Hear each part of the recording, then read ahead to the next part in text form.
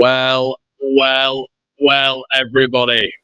How are we doing? What is going on in your world? It's game night. It's a big evening for Leeds United. A big evening as well for Sunderland. Massive game this evening. Listen, if the camera does switch off, don't worry. We've got a backup. It's unfamiliar settings. I'm going to be joined by two of the family members this evening. Watchalong settings. We're back, baby. Make sure you slap a like on the video. Stay with us throughout this. Really appreciate all of your support. Please make sure you're liking the video. I know we've got people over from the second channel as well. Welcome one, welcome all. If you aren't subscribed to the second channel, why not? Make sure you do so. As always, Leeds United and Sunderland have got their lineup this evening for a clash of the Titans. The biggest game, in my opinion, so far of their championship campaign. Leeds up against Sunderland, two of the best football, if not the best footballing teams in the division. Two teams who match up exceptionally well all over the pitch. Who will come out on top? Stay tuned with us here at OLFC. What is going on, everybody? Let me know in the comment section below. Let's get in to your starting 11. We'll go with Sunderland first off. Patterson, Hume, Ballard, 09. This is interesting. Now, I naturally think they're a little bit weaker, in my opinion, without Mepham in that back two. I think Mepham is a better defender than Ballard, even though I genuinely would have Ballard over 09. That is interesting. But listen, if Leeds are peppering them with crosses, which I don't expect us to do, because it's not really the Leeds United way to just pepper with, arcing, floated crosses. It's not really our style of play. But if they are expecting that, maybe that's why they've gone Ballard at centre-back. Left-back, obviously, Dennis Sirkin, who for me is arguably the best full-back, left-back in the division on ability level. Dan Neil, who's been exceptional this season. Jude Bellingham, obviously, returning to the Sunderland lineup. Chris Rigg in the midfield. That midfield faced Leeds United. And it's very, very similar. It very much is similar. I think aside from Ballard, I think it's the exact same Sunderland side that faced us. And Enzo Lafay, of course. Who remains wide left. Mundell been back. It's probably the strongest Sunderland bench I've seen for a while. Moore, Brown, Meander. Meander has been obviously excellent when he's come off the bench. Sam Ed's been very decent for them as well. Mepham, who has been a Premier League defender. Alexic, who is one of the youngsters who is breaking through, or who will be breaking through in the next couple of years, presumably. Yelder and Paveda, I think the two weak links are at the end, to be honest with you.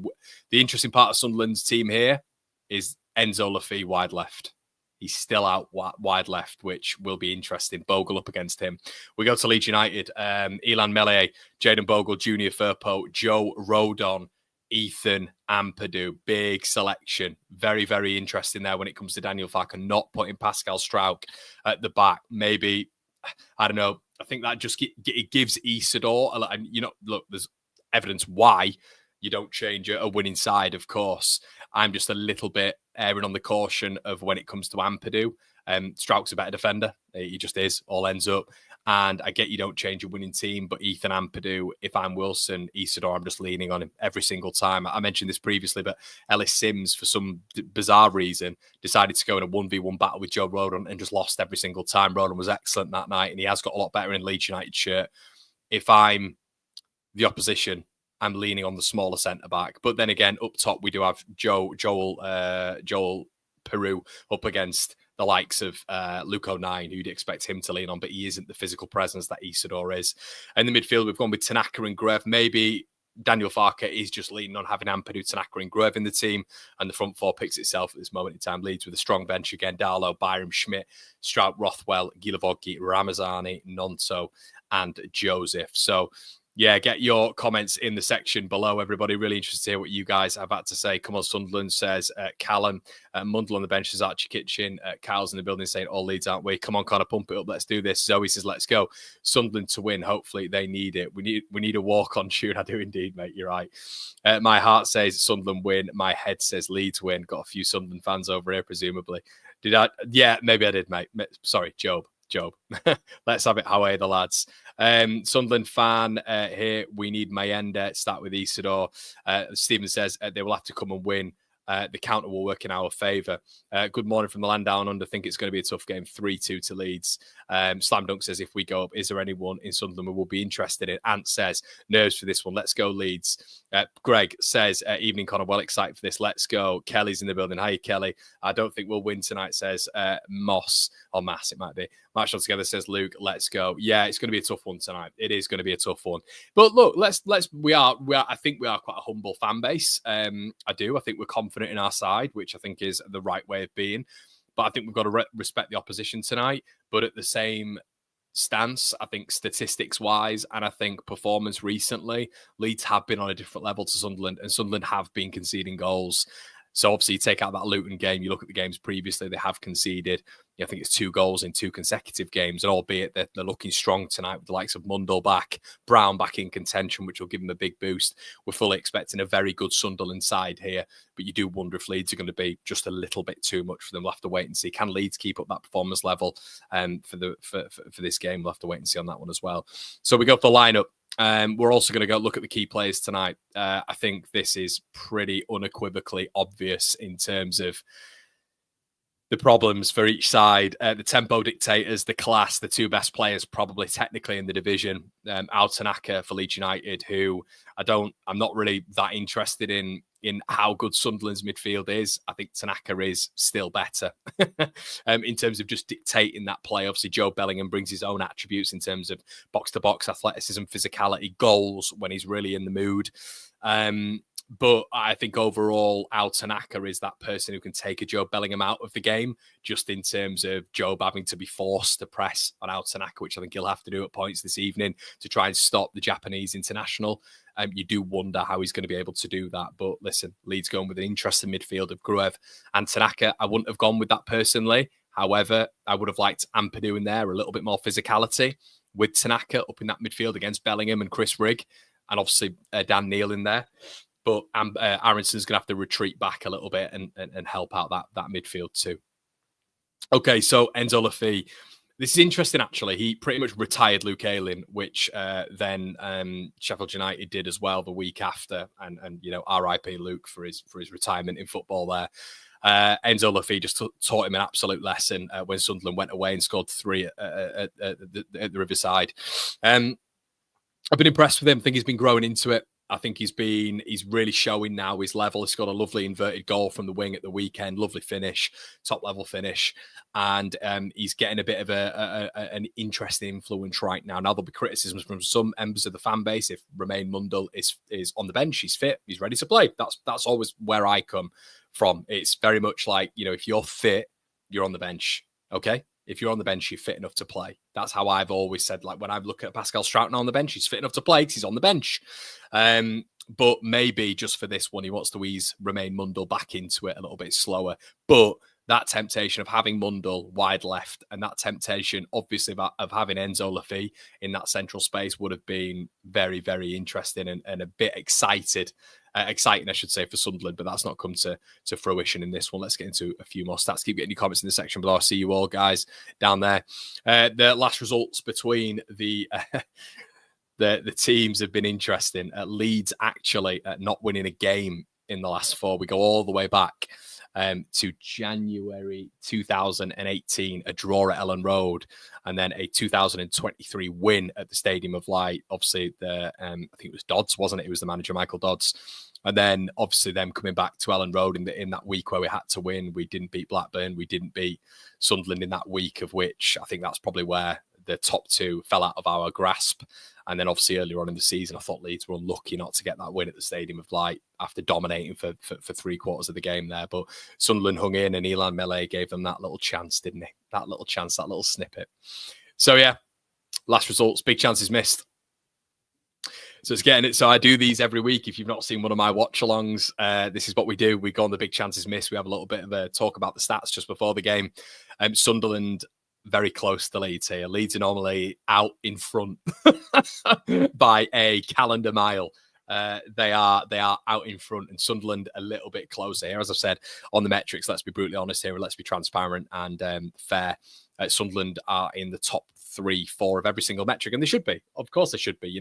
Average possession, touches in the opposition box, big chances missed, big chances created. Sunderland should be in these positions because Sunderland are a very good team at this level, and they are a top 4 side right now. And they will be top 4 side, of course. So they should be standing in those sort of seats, or they're sitting in those seats, really. But look, they've got a lot of players here, Sunderland, and they've got a lot of players, in my opinion, who are now back in contention, who can cause problems offensively in Brown, and obviously Mundell being the big one, but Enzo Lafie coming central is going to elevate that. Leeds United, it speaks for itself, really. We've been outstanding.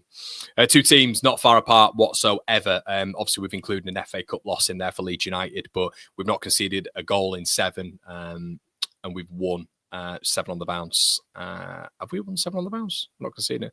No, that's not right. Ignore me. We've not conceded in 7. I know that. You guys might be able to tell me if that form is right. I think it is right. But Sunderland, WDWDW, obviously them turning around those results earlier on in the season where they lost to Plymouth, lost to Watford. Now they've turned it around again, which is good. Hold on a sec. Are we all good? Yeah, Gabe's ringing me, weirdly. I don't know why he's ringing me now. Interesting. Is Gabe in the chat? Gabe's not in the chat, is he, everyone? What a weird time to ring me. Don't ring me on stream, Gabe. So, yeah, goals conceded per match. Sunderland, once again, very close to Leeds. There you go, 0.6 to 0.9. Sunderland's defence has been quite consistent when you look at the likes of Patterson in goal, when you look at Tri-Hume, when you look at Sirkin to an extent. And then, obviously, you look at Luke O'Nine. It's been either Ballard, really, hasn't it, or Mepham, but it has been Mepham a little bit more continuously. Obviously, they're doing the Sky Sports focus now on Joe Bellingham, which doesn't surprise me. He's been outstanding this season. Leeds have been very, very good at the back, as we know. Goals per match is quite a significant difference. And look, when you are looking at Leeds United and you are looking at Sunderland, there is a significant increase there when it comes to Leeds. And actually, if you deep that, it's pretty crazy. Now, Sunderland, who've been scoring a lot of goals of late, it really is crazy when you look at their numbers. 1.5 goals per match is an excellent tally. A very, very, very good and impressive tally. But Leeds United, of 2.1 goals per game, that is staggering. That is so impressive. So impressive. So, yeah. Goals. It stinks of goals, doesn't it? Or maybe a score draw. Who knows? Expected goals between the two sides. Leeds a little bit further ahead in this bracket, nearly on 63 there. Sunderland closing on the 46 mark. And that is the stats, everybody. They are the stats, and that is the scoreboard. And I'm going to get into a few of your comments. Please let me know what's going on in the comment section below, everybody. Let me know what you're thinking. Let me know what you're feeling. Dave's in the build. Ian's in the building, I should say. Any results benefits us one way or the other. Looking forward to this. I think from a Blades perspective, you want Leeds to win. I don't really understand why you'd want Sunderland to win in this scenario. And this isn't any hammer into a Sunderland fan, by the way, whatsoever. This is more of a, if you are a Sheffield United fan, and let's say Sunderland are in the picture, I don't understand why you'd want Sunderland to win this game, because they're closing the gap, and you don't want that to happen, because also, unless you just want to win the league, which is fine. Ian, you might just want to see me in that Sheffield United shirt. That might be it. But you want to separate yourself from that third spot. And obviously, 3rd and 4th are very close right now. Leeds says Tanaka is basically 2 players in 1. That is true. I really want us to win this. Come on, Leeds. Owen says, I would have started Strouk over Gruev and have Ethan in his natural position, but not complaining. Yeah, Owen, that's probably the minor complaint I'd have. The minor complaint would be Ethan being in there to deal with their physicality and their athleticism. You've got 2 box-to-box midfielders in there. Chris Rigg, you look at that first game, he was very box-to-box against Leeds United. There was no, it didn't feel like he was tentative in moving beyond that halfway line. He scored that first goal, didn't he, of course? And anytime Sunderland got to the byline with Roberts, and then when you had, obviously, Tri-Hume overlapping, it felt like every single time there was Chris Rigg and Bellingham were in there. It's very similar to what Leeds do. There are overloads across the pitch from Sunderland. There are overloads across the pitch for Leeds United. And that's why it screams goals. Love you, Barry, as well, mate. See you all the time, mate. Thanks so much. Lou says, Connor, can we go for a pint and talk all these? Louis, where are you, man? Where are you? You're not the guy in Manchester, are you, bud? If you are, 100%, mate. Always up for it. Tanaka is 2 players in 1. Hit the like, going 3-0 Leeds. Yeah, guys, there is over 600 of you in here on all platforms. Please make sure you're slapping a like. Really appreciate it from whoever you support. Grev 72k, Tanaka 75, 78k. Compared to Sunderland, we're a bit lightweight. Oh, he's got Prabu's coming in with weights. Apart from Rodon, how many of our players are over 80 kg? Just worried we'll get pushed around. The ref will do nothing, mate. I am 84 kg. Get me in there. You know what I mean? Sex appeal and twisted Yorkshire steel. Do you know what I mean? Get me in there. I'm getting way too into the WWE tonight. Paul, how's it going tonight, lad? All good, mate. All good. How are you? Kara's in the building. Hey, Kara. Leeds are getting humbled tonight. 3-0. Away the lads. Jesus, hope not. Wants to talk Grimsby's playoff chances. Evening, Connor. Not sure I want to win today, to be honest. Yeah, if I'm you, mate, I'm wanting Leeds to win this one. I am. Look, you've got to take your absolute bitter hatred for Leeds out of it. If you're thinking logistically about the table right now, this is why I'm not really that arsed. I think Leeds are the best team in the division, but I'm not really that arsed if we don't win the league. I'm not. I think it'd be a crowning jewel, and that's not arrogance, by the way. It's just what I feel. I'm not a biased football fan. I am probably the least biased football fan you'll find. I will find positives in other teams at points before I find positives in my own team, and that's maybe to my own detriment.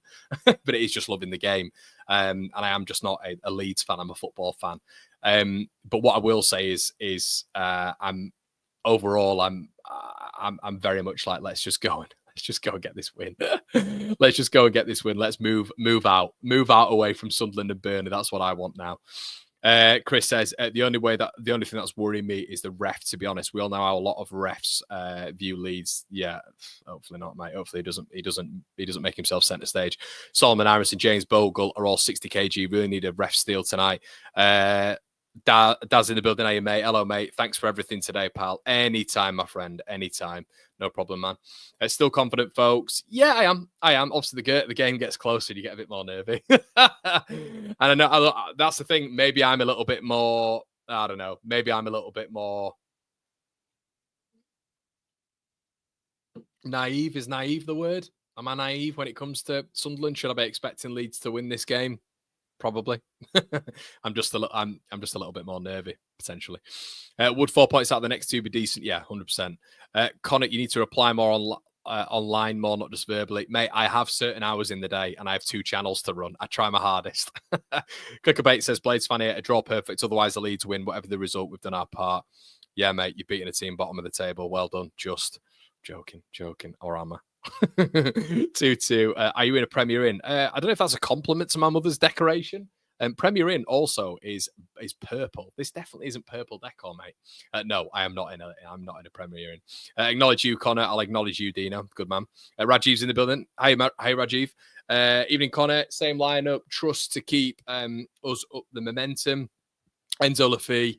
Left wing Bogle to cut his task out. Let's go, Leeds. Yeah, it was interesting last time out because obviously it was Mundell, it was Roberts, Bogle, and Furpa. I did think Leeds won the duels overall, although I thought Patrick Roberts was excellent in that first half, being a big creator in obviously that first goal, but almost Sunderland doing what Sunderland do really, really well, which is the little triangular passes. They'll get the central midfielder, the fullback, and the winger involved in just possession, and they'll try overload the opposition fullback, which was very similar to one Argentinian that we used to have at the club. And it is very interesting how that style of play, just in and around those offensive pockets, is very similar to Marcelo Bielsa. Dave says, morning, Connor from Adelaide, SA, Leeds 2-0 win. Hi, mate. Hi, Connor. Happy with the lineup? Daz? Yes. Yeah, I'd rather Strout be in there, but yes, aside from that, mate, yeah. Leeds in the building. Hey, mate. Well buzzing. Got the lads from work coming over, feeling 2-2. Might need to split the GT. Oh, good lad, mate. I can't, man. I can't. You know what I mean? I've been back seeing the parents and a couple of mates, and now I'm on the green tea tonight, buddy. The only thing that worries me is Sunderland scoring first. Yes, that wouldn't be ideal. That wouldn't be ideal whatsoever. Ducky says, Connor, what do you think about the pedestrianisation of Norwich City Centre? I'll be honest, I'm dead against it. I agree, Ducky. Yeah, I agree. It's who are they thinking about when doing that? The pedestrianisation of Norwich City Centre. They've got to think about the people. Or are they thinking about the people too much? Who knows? You let me know. Talking about KG, when we just ran riot over Watford, who are definitely more of a physical team. Yep, I guess that is a good sort of response there. Aragon in the building. Anyone who has a better name than Aragon, I've not found them yet. Apologies, everybody. It's subjective in terms of names and how good names are, but Aragon LSR is probably the best name I've seen on the channel. We have had a Bowden Llewellyn, which was probably a personal favourite of mine. But listen, if you've got a good name, shout up. Let's have a look. The crowds play a huge part tonight, Connor. Yeah, I think so. I think the crowd, the atmosphere will be unbelievable tonight. We're off the back of an unbelievable week for Leeds and an unbelievable month, really. And it can be like at Ellen Road. It's like a zoo when we're all behind the team and it's under the lights. And at Ellen Road can be like, people. We're all very, very aware of it. And Sunderland just bring an army down as well, don't they? So 2 big clubs at this level. Should be a good one. Bjorn says, good luck. Match on together from Lofoten in Norway. Shout out to you, Bjorn. Ev's 100% best team in the league, to be honest. I think only Gus Harmer and Cooper getting your team. Yeah, I'd take that. I would take that. You need to tell a certain other Blade fan who seems to think about 6 of their team get into a combined 11 over 6. Best of luck tonight, Connor, lad. Let's show the other 2 the gap in quality regardless of the outcome, 100%. 15-minute Cities, let's go. Regis also used to play 4-1-4-1, just like our favourite Argentinian. He did indeed, Rajiv. Yep, he did indeed. He was a little bit of a Lothario when it's come to a bit of pragmatism. So yeah, I do rate him, Regis Labreeze. He's been excellent. Connor for Prime Minister Leeds. Shout out to you, Little John. He's the rightful king of Gondor. It's Lotter, Connor. Okay, sorry, Lotter. Is that better? So I thought I would go Lions Den and see what Leeds fans are thinking. Hoping for a great day. Hoping for a great game, SFC. Shout out to you, Danny. I think there's a lot of Sunderland fans in here, to be honest. Gin and tonic, no. No, on it, mate. It's one of those where, if I went downstairs now, I was like, Mum, cracking open a beer. I don't live with my parents, by the way, guys. If you are just joining, hello. I don't live with my parents. My dad's coming up and my brother's coming up to watch the game, obviously. But I don't live with them. I do have a life, all right? Before you come in here and say, Virgin, do you ever get out of that bed? Yes, I do. Thanks. But yeah, no, if I went downstairs and said, Mum, I'm having another drink, and your mum just gives you the eye. Do you know what I mean? Don't be getting all that red face. You know what I'm saying? Melee Redemption Day, I needs it. Please, just no mistakes. Dino says, I'm just hoping we get the messy version of Dan James tonight. He's been an important player. He's been excellent, hasn't he, Dan? Yeah, look, we can't get past that. He's been excellent. Avoid Callum Wilson. Oh, probably let's not talk about him. Iverson goal and a corner goal 2-0. Says Devin. Ian says, I think I predict a right will be ringing in our ears later on tonight, pal. Oh, right. Okay. My bad. My bad. I thought, okay, let's just move on from that. Mr. Anthrop says, nice Mike Connor. Does that mean it's not a nice mic? Are you, Mr. Anthrop? I know you've got a bit of a sarcastic side to you, mate. Is that you say it's not a nice mic? This actually is a very high-end mic, this one. I've got a lot of mics. I use the one at home. Quite a lot, the one that's attached to my desk. But I do have a lot of mics. I've spent a lot of money on this crap. This absolute garbage. So stay with me. Left my box at the caravan, so I'm watching with Connor tonight. Good man. That's it, mate. Not just me. Rai says, atmosphere is electric. Let's go. Good man. Love to see that. Lotte is Lord of the Rings at Norwich City. Pedestrianisation was from Alan Partridge. I did know the Norwich City pedestrianisation, mate. I did, yeah. Big fan of Partridge. Lotte, I genuinely thought was like a Norwegian town. We had a Norwegian comment just from beyond there, and I thought he was changing my pronunciation. So sorry. Michelle says, hi, Connor. Let's get this win. DJ on fire. I'll be honest, I'm feeling nervy. You're feeling nervy because it's a good team, isn't it? It's a good team we're coming up against. So, and they're fourth, and they don't lose many games. So, but I think, if you're a Sunderland fan, you've got to be looking at these games, for me, if you're a Sunderland fan, and you've got to be saying, you've got to be looking at this game and thinking, right, we can beat the league leaders. And if we beat the league leaders, we knock them off their pathway a little bit, okay? And we reel them back in. If you're Leeds United, there's so much motivation here for both sides. If you're Leeds United, you get rid of one of them. You get rid of one of them, because I know we've got a long time left, guys. I get that. I understand that. But if you're a Sunderland fan and you're on 62 points, hypothetically, and maybe Sheffield United, if you don't win tonight, and Sheffield United are on 70 points, and Sheffield United have got a superior goal difference, I think, not by much, but a superior goal difference. Autos isn't off, but Sheffield United have only lost, 4 games this year? I understand things change in football. I understand, relegation, threatened teams become very, very good teams. I know there's a lot of context, but I do think 8 to 10 points is a very, very big gap, especially with the quality that you've got at the top of the division. So I don't think it's one of those where it's very much like, well, even if we lose this, we're still in it. I would probably hark on I know you're going to be getting players back. Enzo Lafi's going to be going central. You're going to have more options. Mundell's going to be back in there.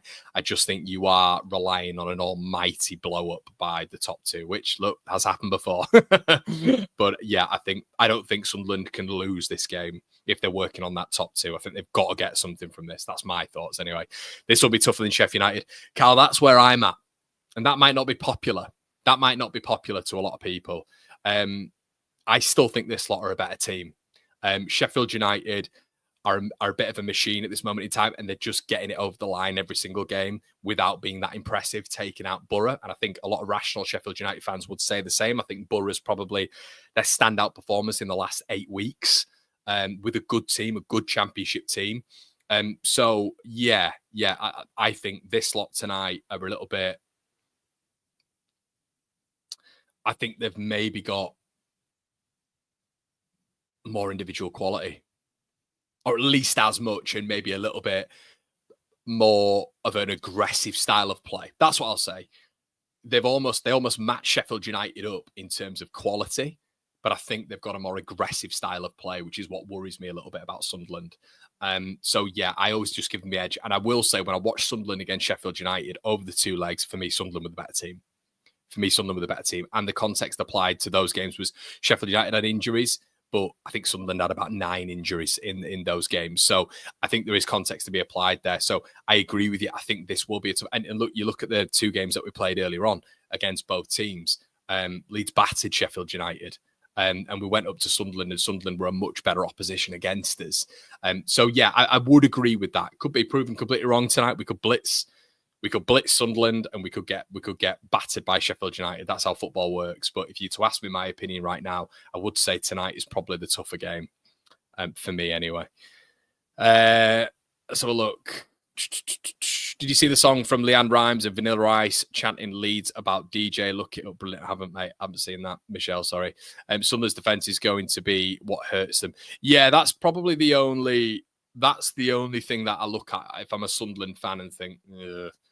That's probably the only thing I'm looking at. I've said this, and I've got hammered a little bit by Sunderland fans, but your entire team can't be great. You know, you've got to take some criticism. And quality-wise across the pitch, there's an argument I would genuinely take Dennis Cirkin in the Premier League if we didn't get Junior Firpo. Try Hume I wanted before we got Jayden Bogle. One Leeds fan base will be able to attest to that. Joe Bellingham, I think, has progressed to another level this year. Chris Rigg is your Archie Gray. Wilson Isidore has been a personal favourite of mine because I think he's very adaptable to the Premier League in terms of stature, physicality, and how he plays the game. So I think there's a lot in that Sunderland squad where I look at it and I think, yeah, they've got a lot of good players there. But I just, I don't know. I think that it's, there's maybe a bit of context that's got to be applied there potentially. Is the mic all right? Is the mic all right, everyone? Is the mic all right? Just let me know in the comment section below. If it feels like it's all right, but Jimmy's just put me off there. Jimmy, are you just winding me up there, or is it okay, mate? But yeah, just back on the defence. 09 in particular and Ballard are probably 2 out of that side who I would say are a little bit shaky. It's probably the weakest part of their side for me. Probably the weakest side, a part of their side. As I've said, Cirkin, I think the midfield's really good. I think the striker's good. I think the goalkeeper's good at this level, albeit maybe his passing out from the back is a bit susceptible. But the thing what is impressive about Sunderland is their athleticism, I think, and that is driven by Joe Bellingham. So, but yeah, look, we win this game, and Leeds United win this game. We then go into Sheffield United full of it, brimming with confidence, absolutely brimming with confidence. And then we kind of have a look at Sheffield United and go, well, what are you going to do then? Because we don't need to win. We don't need to win this. Maybe they'll be thinking the same as well. I think the context has to be applied with Leeds and Sheffield United that, by the time we play each other, it's still, and Leeds win tonight. If they do win tonight, we'll still be very close. Still be very, very close. So maybe it's not either team doesn't really need to win the game, but that's why I think the importance is on Sunderland tonight. I think Sunderland can't lose this game for me. That's my personal perspective. I don't think they can lose this game because you don't want that gap opening up. I don't care how many players you're getting back. You do not want Leeds and Sheffield United taking an 8 and 10 point gap. It's tough. And this is where we need to go for the throat financially, finally lay a big gap between us and third place. I think Sunderland's probably biggest danger and I could be proven wrong here, Sunderland's biggest danger would be Leeds scoring first. Leeds have been excellent at quick starts. We've been very, very quick over the last eight weeks. You know, I think we've scored in pretty much every single away game, first and last, really, so we're not conceding goals as well. Shez says, hope Melia gets up for this game. I want him coming for corners and demanding his box. No, Jimmy, I know you wind me up every now and again, mate, so I just didn't know. Yes, sir, time to right the wrong away from the game at the Stadium of Lights, 100%, 100%. Bjorn says, if we are nervous as shit, think about how the Sunderland fans are feeling. Yeah, I agree. That's kind of where I'm at, really. And I think that the pressure is on them a little bit more. Like if we were to lose this game, I mean, let's just flash up the league table, guys, just so we can get a little bit of a league table of championship. Let's have a quick look at this. So just for argument's sake, let's just get this up now and we can have a combo about it before we get into the game. So this is kind of where we're at, obviously. So if Leeds lose the game hypothetically tonight, okay, we stay on 69. Look at the goal difference. Just keep an eye on the goal difference. Sunderland move to 65. They remain fourth, obviously, with that goal difference, depending on if they beat Leeds like 9-0, which I don't think will happen, 9-10-0, I hope. So they move to 65. Leeds have then got Sheffield United. So in all fairness, if Sheffield United then beat Leeds and then Sunderland win, it then turns into 2 points. So it's crazy how this can turn around. But then on the flip side, if Leeds tonight go and beat Sunderland, 72, and then they beat Sheffield United, that takes us to 75 after 34 games, which, you know, you're absolutely well on the way to 100 points there. So it can flip so quickly. So yeah, 66 goals insane. We need to score first. I guess that's the other thing, though, is that you don't really consider that. You don't really consider the fact that this can change, though. This can change in a negative light, and I don't think it will. But, you know, Sunderland win tonight and then they win the game at weekend. You know, Burnley just win the game at the weekend. Oh, God. Yeah. Maybe I'm just deluded. maybe I've really not studied that table enough. I'm just thinking upwards at the minute, not down. So Matt says, we need to score first. I agree with you, mate. I'm worried about this game. They have the quality. Lafini needs to be taken care of. Dangerous on the edge of the box.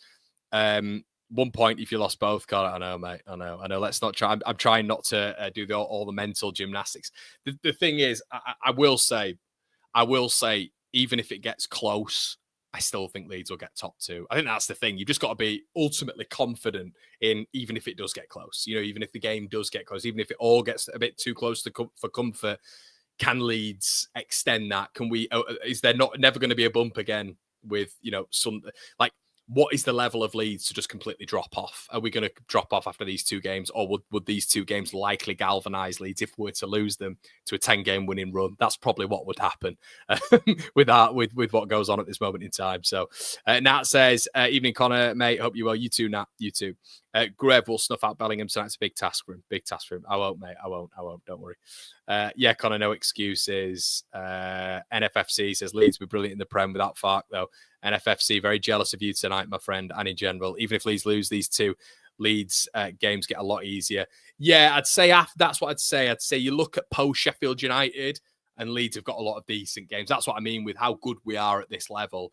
If we were to lose them, and worst case scenario, it was to close up very, very quickly, do I believe that Leeds then would struggle? I don't. If anything, I think it just galvanises us. When we have a little bit of even look at recently, you know, Hull, Blackburn, and then we've just absolutely taken it to a different level. We've had a setback, and then we've just gone. We've flown, and we've played harder opposition, you know, respectively than those 2. You know, when you got Cardiff, form table, who unbeaten in 8, Coventry, who've literally won 6 games out of 7. The only one that they lost was against us when we just battered them. And then Watford, who went to the Stadium of Light, got a draw, and then we went down to Vicarage Road and just taught them a lesson. So, this is what I mean. I think we are just levels away.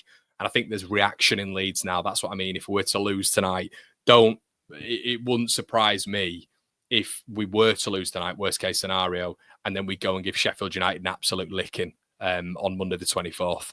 So that's kind of how I see it, to be honest with you. I'd be stunned if we lost both these games. I really would.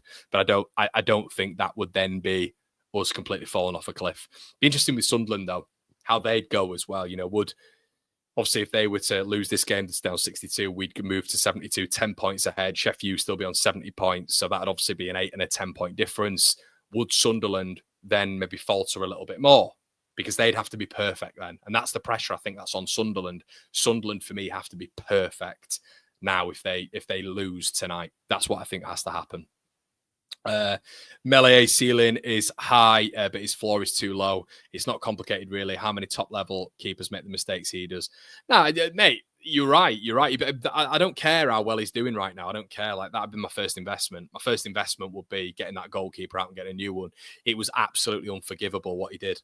Unforgivable what he did against Sunderland. It was unforgivable. Is absolute cataclysmic level when it came to Hull City away from home. It was actually verging on embarrassing. So he's got to do a lot more than perform very well against Coventry, or just perform well against Coventry and make an outstanding save and really not touch the ball against Watford to get back into my good books. He's risen. He's risen when it comes to save percentage and goals prevented, which has been good, and I'm happy for him.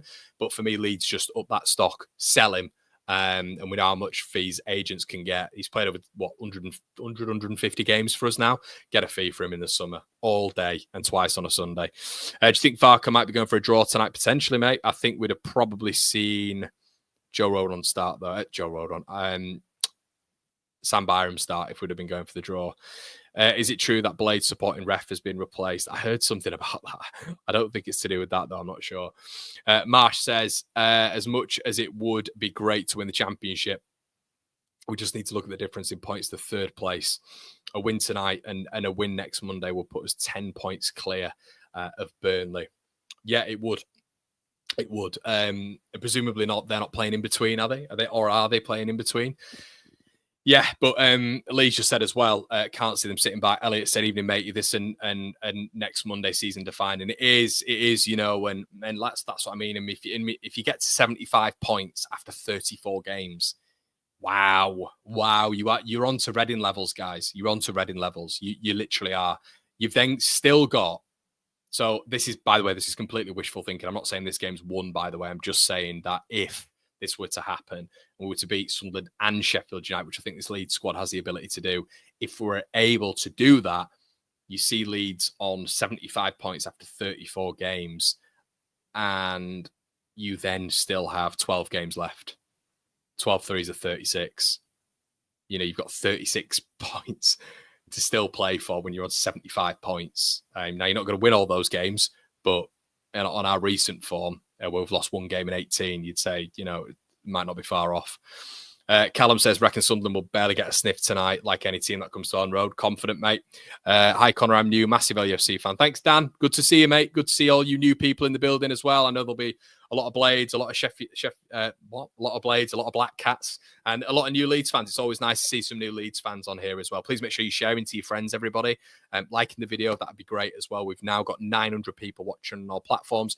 I'd really, really appreciate it, guys, if you could all consider, if you're on Facebook and Twitter, consider making a YouTube account. If you make a YouTube account, you get all the added benefits, the algorithm benefits, the membership benefits of being on here as well. If you want to join, become a member, it really helps out the channel as well. That's just near subscribe. Really cheap fees as well, everybody, and you just get a little bit of priority when it comes to comments and says and bits and bats and the other. And for an increased say and a chance to feature on the Instant Match Reaction and other bits and bonus podcasts, which will be coming really soon, just in the works, you can join our Patreon as well. Jimmy says Eastern's lightning pace pressing melee is going to be entertaining. Jimmy, very confident, mate. Very confident. There is a lot of confident Sunderland fans. I will say that.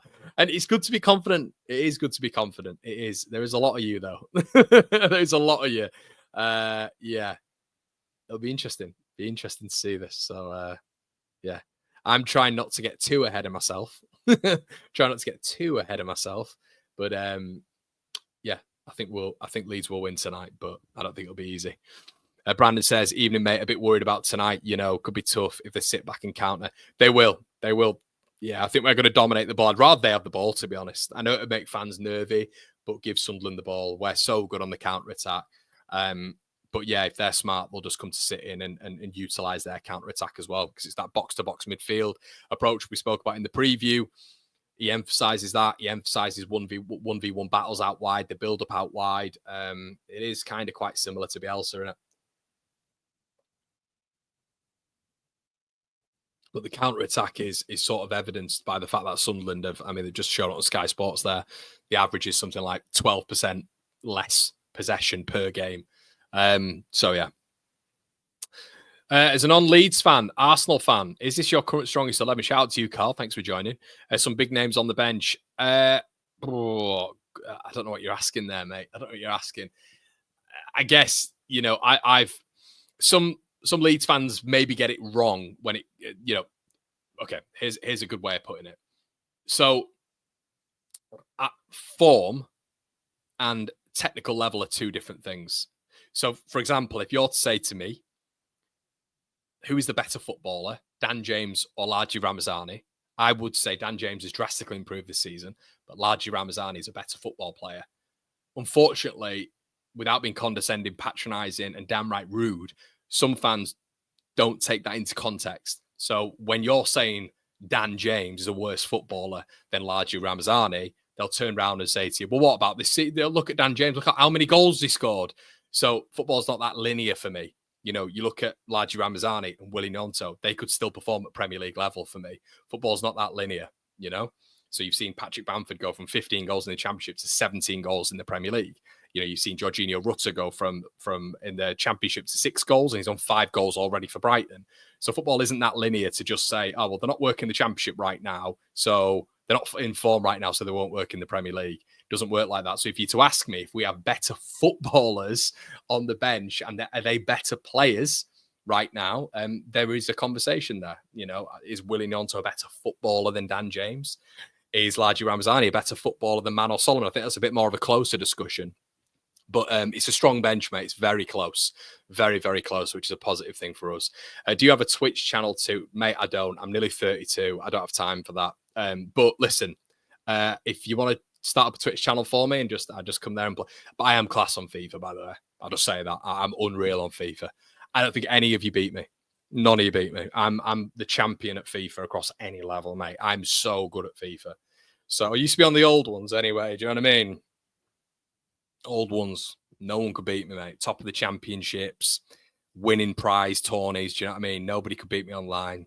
Just saying. Scottish Blade. Hope both of us go up, enjoy the game, pal. It's easy for you to say, mate. Hi, Connor. Hope all is well. Buzzing for this, mate. Buzzing for this. Hoping for a good game. Yeah, exactly. T Drink. Paul says, for me, Dan James is my favourite. Yeah, I think that's fine, Paul.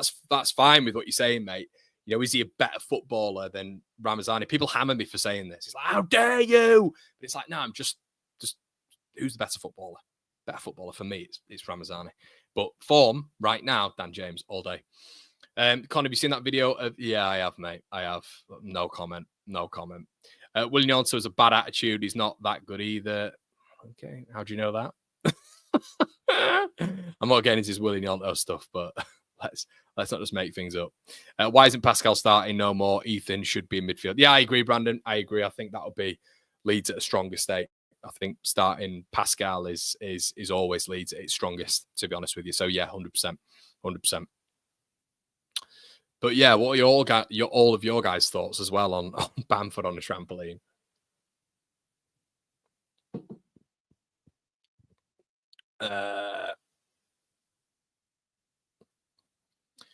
Hey, this has got to start fast. 13 goals in 3 with no return with serious momentum. Ben says, totally agree, Connor. Rammer is more talented with no doubt. Maybe it's more of a system thing, though, with DJ. He offers us. This is the thing, mate. Like, if we were to get into the Premier League, I mean, I think Ramazan is lightning. I think he's lightning quick. You look at his agility across a 10-yard span. He's rapid, absolutely rapid. So him and Dan, this is why I think Leeds are very adaptable to the Premier League when you actually sit back and thinking about it. If Daniel Farker gets to the Premier League and wants to, if we get to the Premier League and he's obsessed about controlling games, we'll get battered.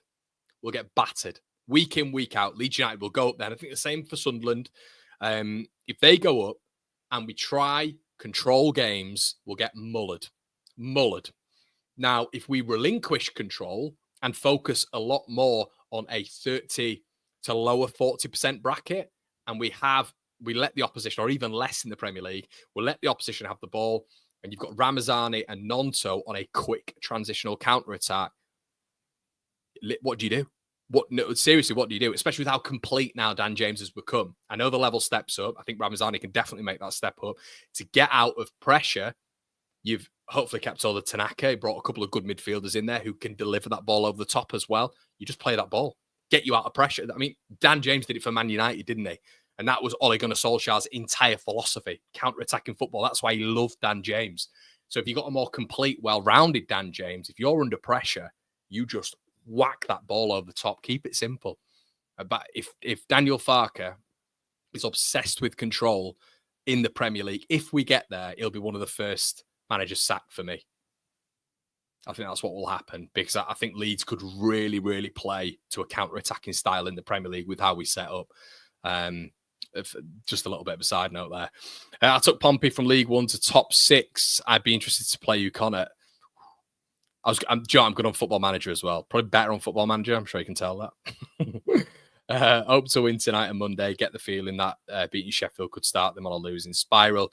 Even for Plymouth Con, nice 3-0 win tonight. Shout out to you, Lappers. What's your score prediction, Connor? This one makes me nervous. 2-1 Leeds, mate. I'm going with what Dino's saying here. 100%. Perot needs to show up tonight. Going for a 3-1 Leeds tonight. Fans will make the difference. Elm Road will be absolutely rocking. You'd be quite surprised to hear that Leeds United haven't beat. I know, mate. I know. I said this earlier on. 2002, innit? Dan can do it in the Premier League for sure. Good luck tonight. COD fan, you are by far the best team I've seen this season. Shout out to you, Paul. Thanks for your comment, mate. Really appreciate that. Dino says you just said that, mate, haven't you?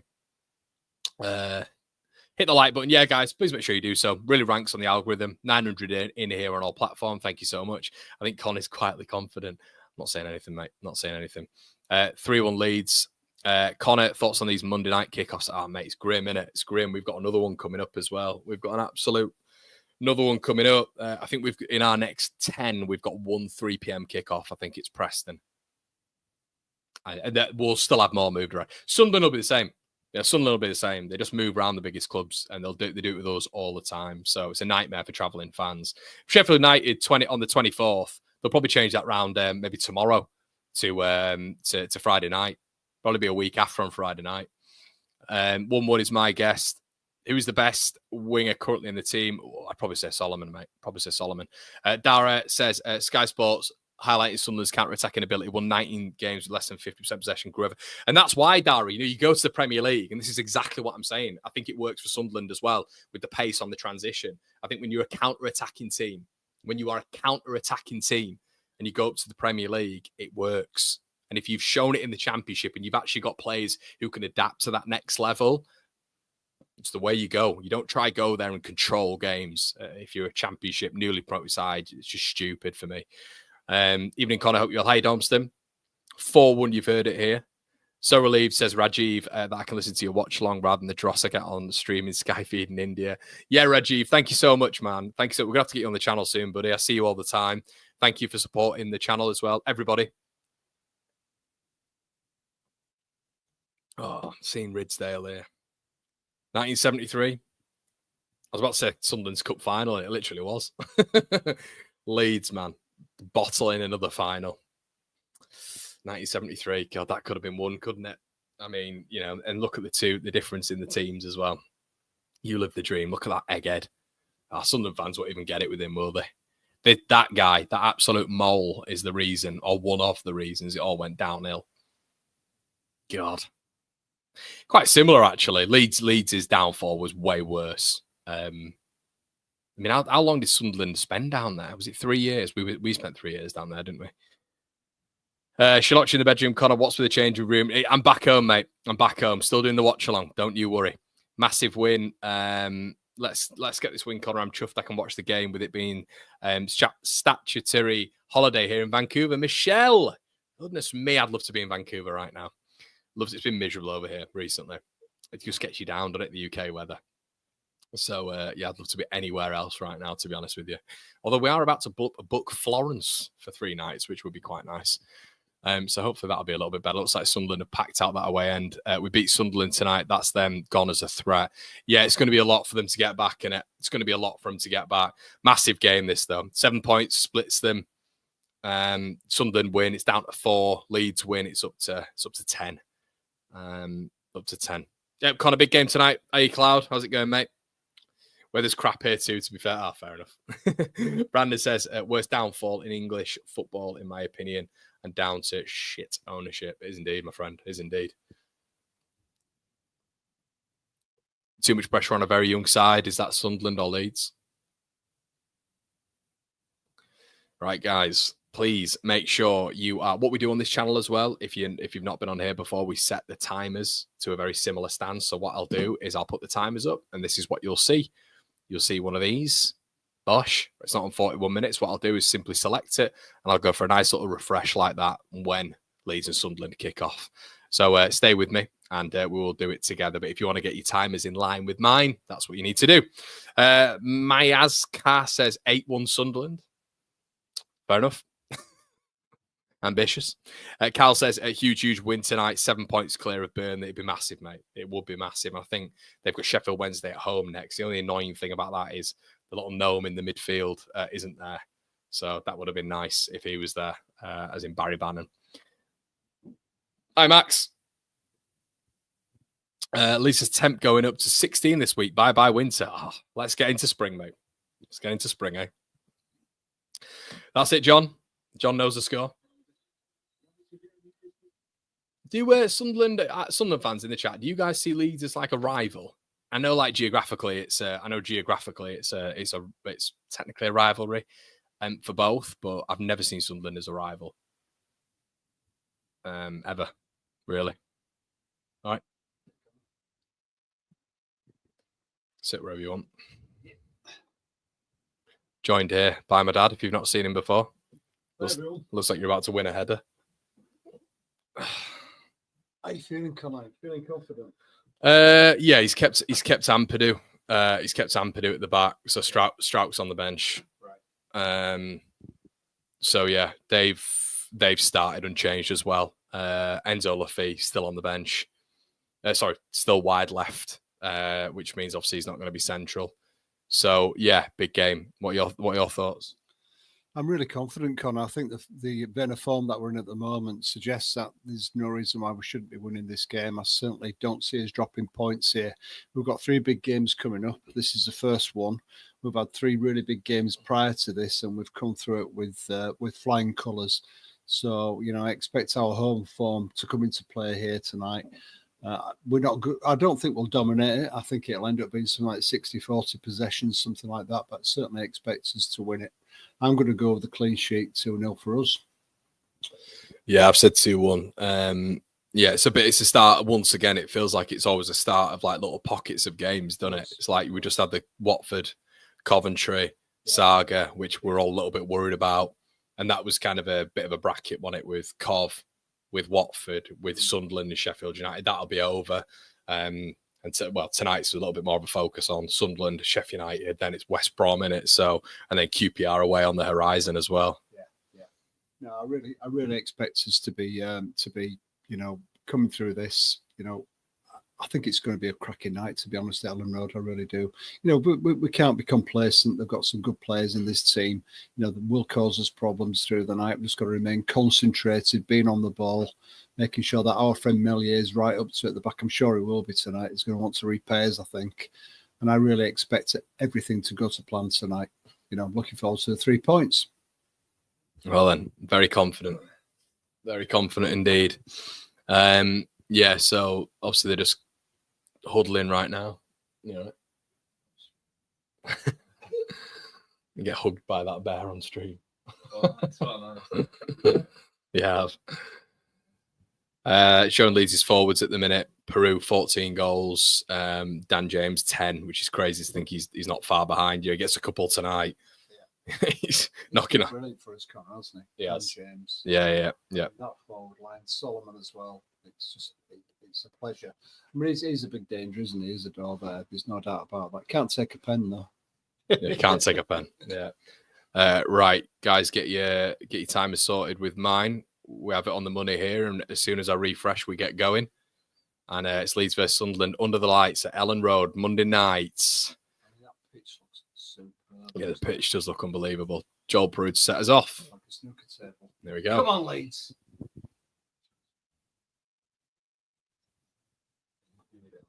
Hold on.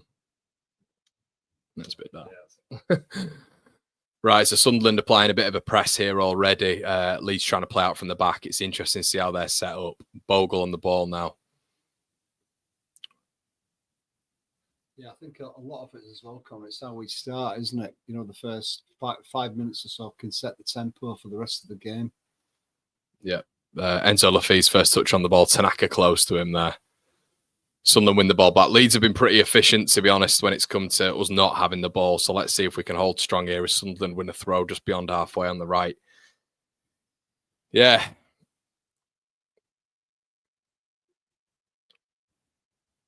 Not a great start, is it? Not won any of his 5 previous games versus Sunderland. It's going to change tonight. Confident. Yeah. Try Hume. Yeah, it's going to be interesting to see who starts quickly, really, here, isn't it? Luke 09 on the ball. Sirkin.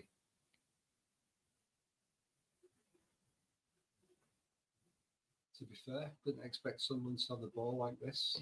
Now for about 30 or 40 seconds, look pretty confident, don't they? Yeah, Sunderland looking assured on the ball here. Dan Ballard, Leeds kind of forcing them back. Ballard with a bit of a heavy touch. Looked like Peru could have nicked it there, but Ballard striding forward. It's a really good ball. That's a fantastic touch as well by Enzo Lafay, the danger man on the left-hand side here. Advanced into the box, and we've slipped. And it's a good save from Ilan Mele. And it's rebounded. And Sunderland still have it. Joe Bellingham in Leeds United's box here. He's been forced back. Leeds have got to wake up here. Try Hume puts the ball in. Leeds win the first connection. Can they win the second? They have done. But Sunderland are all over Leeds here, to be fair. It's been a really good start, just like at the Stadium of Light. And Enzo Lafay showing his absolute quality there. What a touch that was to play the ball into his path. And it looked like Tanaka slipped. But they're pressing extremely high. Leeds have got to get out of here. Gruev does really well.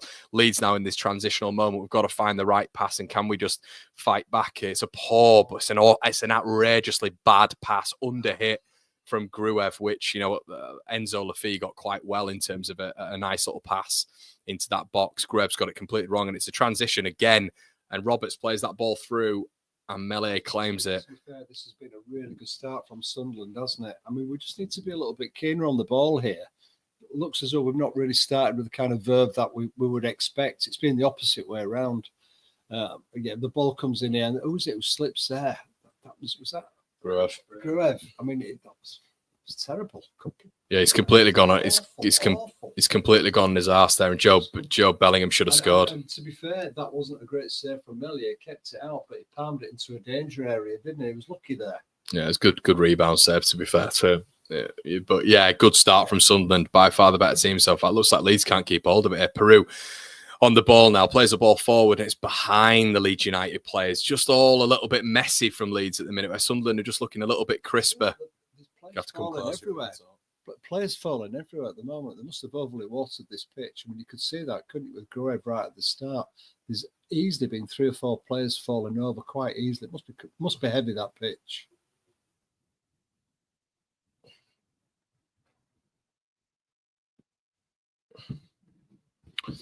Yeah, Sunderland have started the best, definitely look more assured. Well, they'll be pleased with that run to them, man. They did it. It's been a good start for them. But they did it Stadium of Light. They were the better side for the first 25 minutes. Yeah. Leeds have just got to start winning the battles a little bit more. I was worried about that midfield. I would have loved Ampadu to go back into that midfield, to be honest with you. So what's the story with Striker? He's still not completely on form, can't be. Oh, Leeds win it back high. Bogle's done really well. It's a bad touch. Luke 09 does well. Dan James feeds the ball back in. Tanaka. Leeds have just got to be a bit quicker here. Sunderland getting back into the shape well. Dan James forced back. Tanaka pivots on the ball back to Joe Rodon. Leeds just got to get a bit of familiarity on the ball here at the minute. Dan James, lovely little ball. Bogle on the overlap here, just on this right-hand side. Can he pick a man in the box? It's Leeds' corner. It's a poor ball in, defended by Dennis Sirkin. Leeds, first corner of the game. So it's been a bit like a basketball match, hasn't it? It's been end-to-end, this. You know, certainly from a neutral's point of view, it's been very entertaining. There's definitely goals in this match. Yeah, it stinks of another 2-2, doesn't it? Well, it's not happening, isn't it? They're playing football.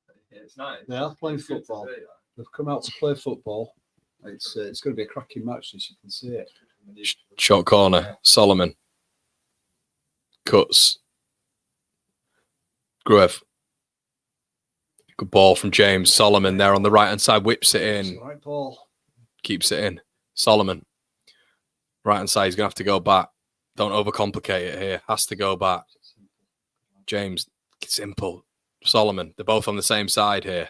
Lee's not really getting any space. It's really good defending by Sunderland. Needs to be coming back here and giving something to play to. Sunderland have forced Leeds back. It's good defending by Isidore and Bellingham there. Rodon. And Purdue. Good tempo to the game. It's already better than the Man United Spurs game yesterday. And Purdue. Firpo, who's been quiet in this game. Leeds haven't really built down that left-hand side. It's been all down that right-hand side. At least we're seeing more of the ball now, Connor. Yeah, Leeds have just settled into it a little bit after that frantic first 3 minutes. Tanaka, Aronson, who, I know it's early, but I'd like to see him helping out on this right-hand side a little bit more. An option. James, ball played in. I think that's going to be a corner. It is. It's a corner. Leeds have got to be a little bit cuter on these corners, I think. It just gets to a corner with Leeds United at the minute, and it feels like a bit of a free pass for the opposition. We've got to start doing something here. Why don't we ever do quick corners here? We did. That's when Solomon got it in the pocket and didn't do anything with it. We'll catch some cold here. But... Come on, Leeds. Gruev over it. Just know this is going to this man down. His keeper's ball in it. Yeah. Straight into his hands. Gruev, terrible. I mean, look at that. Absolutely horrendous ball in from Gruev. Bounces twice before it gets to the first man. It's absolutely... And Leeds do miss that a little bit with Rothwell. Rothwell been off the pitch, just that crisp delivery into the box. Player playing the ball like that. He just got it all wrong, hasn't he? He's got it all wrong. Aronson, it's got to be quicker there, Brendan. Ronald's going to go home here, I think. Yeah, it's got Sunderland forcing Leeds back.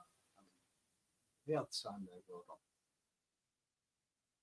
Melee, pressed by Isidore, plays the ball long. Hume gets in between it. Sunderland little mix up, but they come away with it. Dan Neil, Bellingham. Back to Dan Ballard. I think we just need to be a little bit keener when we don't have the ball here. For me, we're just stepping off a yard or two. And I don't That's a good ball. It's a good ball. And Lafay on the ball. The Leeds need to keep away from the goal here. These an awful lot closer than they are doing at the moment. We're just stepping off and giving them the room they want to play in. Yeah, it looks like the central midfield as well. Aronson's going to have to do a little bit more of a role. There's no pressing there. They're just allowing the back 3 or 4 to have as much time as they want on the ball. We're almost playing like an away team here. We're not asserting ourselves. Oh, Sunderland player's gone down there. That doesn't look good for them. It's Hume there, which doesn't look good. Pulled something.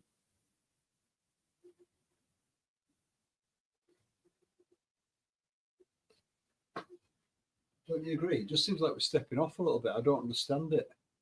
Josh says you're a bit behind here, mate. Well, that's the timer, Josh. You know, you just need to look at the timer, mate.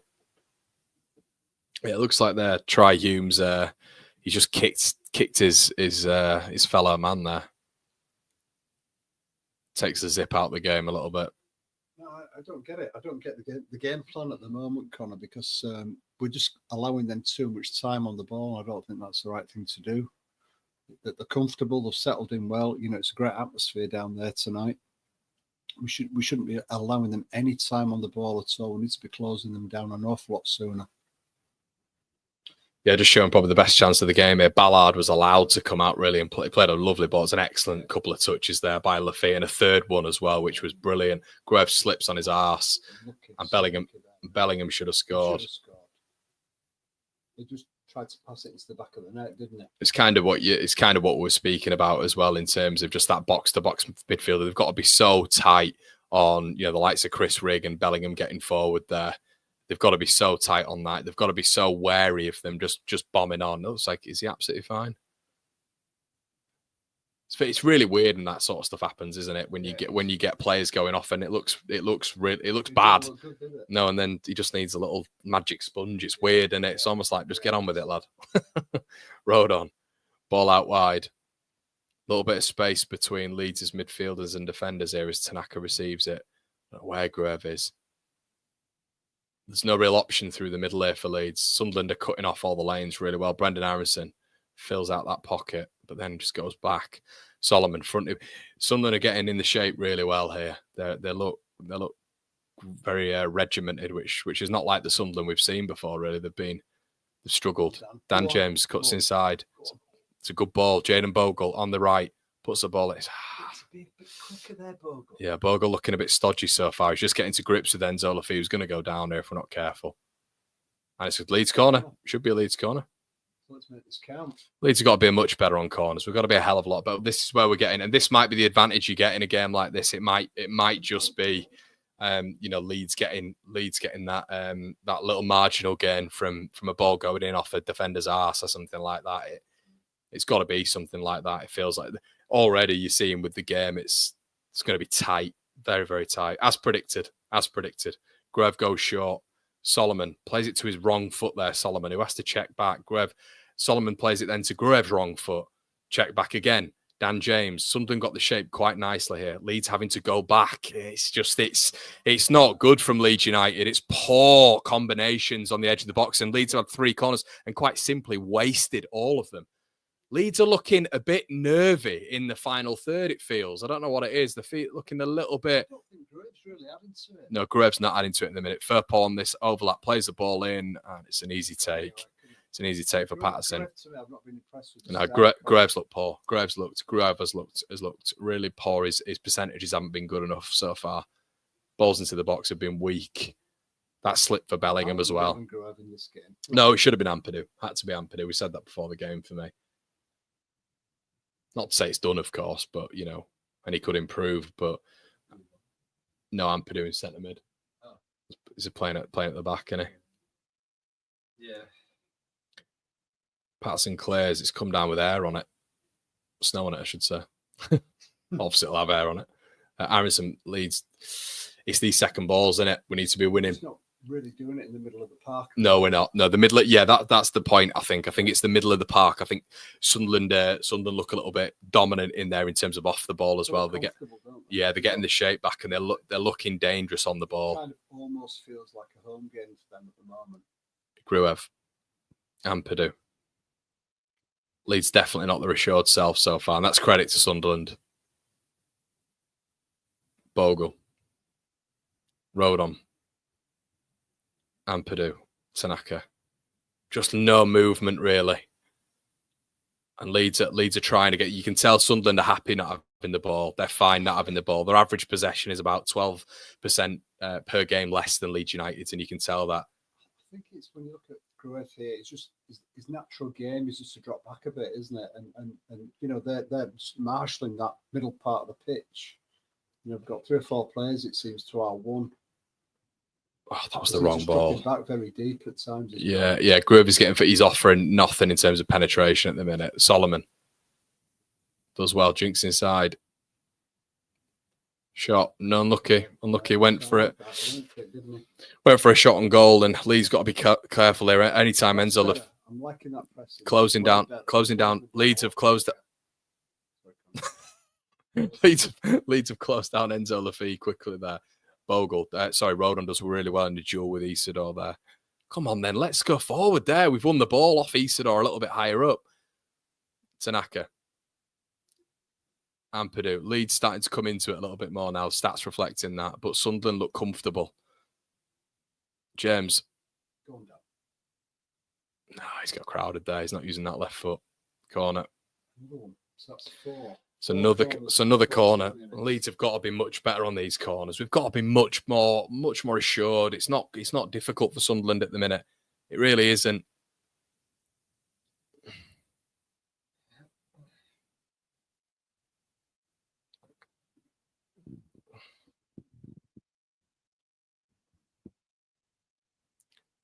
Better ball in from Solomon. And headed out. Sunderland's first contact. Aronson wins it back, but Bellingham's took it past him. Or is it Isidore? One of them. Someone leads. It's brilliant from Isidore, that. Fantastic forward plays. Took on 4 Leeds men and kept hold of it. Dan Neil. Poor ball from Bellingham. Leeds are tentative to get higher, aren't they? I think we're a bit worried about getting picked off. I think that's why we're a little bit is a word of what, reticent to get higher up. I think that's obvious. I think we're this. See how the press there. See. So how do you counteract then? Because you were saying press them, and Leeds are slipping all over the place. Tanaka slips, then Dan James slips, but Leeds win the ball back. Tanaka you press. That's the thing, Dad. You press like that, and if they can just play one ball through your midfield like that, then I think they've got to do it. It's got to be targeted on it. They've got to do it at the right moments. Gruev plays the ball behind Firpo. Gruev's had a poor start. Come on, it's just even his passing. He's got to start playing it in front of the players. Tanaka, no, he's never there. Solomon, he's never there. Decides to let the ball go, and Firpo's not on the same wavelength as him. Well, there's nothing between the two teams at the moment. They're very comfortable. We've probably got it maybe just marginally on points because we're trying to make more of the forward play. But they're very comfortable. Definitely see goals in this, though. I'm not surprised. I think you two are quite surprised by this. I'm not surprised that they're a good team, Sunderland. I'm not saying they're not. I mean, they keep on winning games, don't they? You know, with these they step Sheffield up against United, the best. Leeds and Sunderland are just winning games. So I'm not surprised by that. But I would have expected us to be on the uppers here right at the start. I would have expected us to be dominating this first 15, 20 minutes and then Sunderland to come into it, playing like the way they're playing now after maybe 20 minutes. But it's not really worked out that way. A bit reminiscent of that Blackburn. Yeah. 50-50 quality. Yeah. It's all about game management, isn't it? Of course. But I'm not liking the amount of time Leeds are allowing them on the ball. It's the midfield, isn't it? It's the midfield which is the slight worry, I think. It's any time they get the ball in that midfield, they're looking dangerous. I expect this more away from home, Con. I'm not expecting this at home like this. We're just giving them way too much time on the ball. I mean, the ball into the midfield there. No challenge at all from Aronson.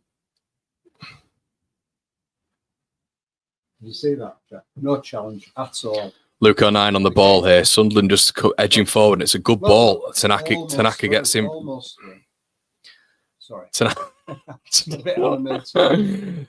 Peru wins it. Dan James. I knew he'd do that. And it's another corner. That's 5 corners. But Leeds are just working on. Yeah, it feels like we're working on scraps here a little bit. I don't know. Maybe we're reading it a little bit wrong. It just doesn't feel like we're at our best. But we're against a better team here, aren't we? But Tanaka did well there. Lovely ball over the top. Look at that. And Peru did well. Peru did well. Beats their centre back and James. I mean, it's never going in the month of Sundays. But Leeds win another corner. Gruev now. Let's see if we can get this one right. 5 corners and Leeds have done nothing. I don't think we've had the first contact in any of them. First contact, I don't think we've had. Can we get something from this one? Gruev. Yeah, 6th corner. Bit more air on this. It's a better corner, but Leeds still don't get the first contact from it. Dan J. It's a half hit from Aronson. Yeah, poor from Leeds, and Aronson doesn't get any connection on it. Solomon plays the ball behind Firpo. Firpo could have gone to Aronson there, but he's used his left foot. Leeds just got to be a little bit more riskier. We're going back again.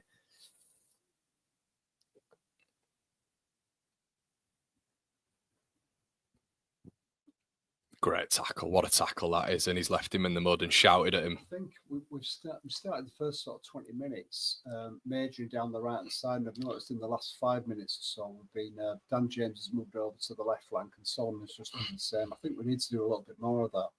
We're not really getting much down their left-hand side. We need to start testing them on the other side. We're doing that. So let's see how this transfer. Well, Try Humes just absolutely nailed Solomon. It's a brilliant tackle. It is. It's a right tackle. Old school. Nothing wrong with it. And he ain't getting up from this. Is this the thing with Solomon? This is the thing with Solomon. Well, we've got Ramsey, haven't we? It's a knee. It looks knee again, doesn't it? Nothing wrong with that. It's a great tackle from Try Hume. It's a solid tackle. He's just a rough one, and this is where the knee's always a little bit of a worry with Manor Solomon. Always a little bit of a worry. And this will be a big advantage for Sunderland straight off the bat.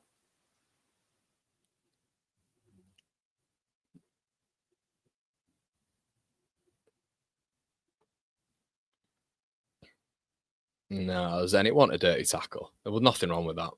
It's a good tackle. That it's a brilliant tackle. If that's a Leeds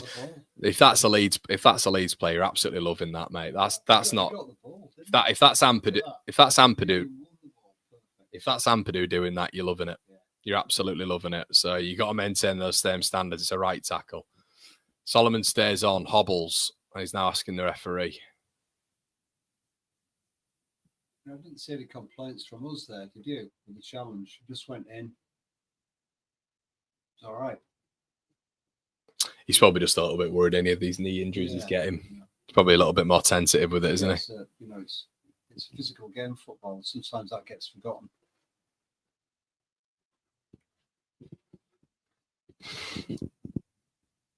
All right, Leeds go back. Play resumes in a very weird game. This is very, very weird.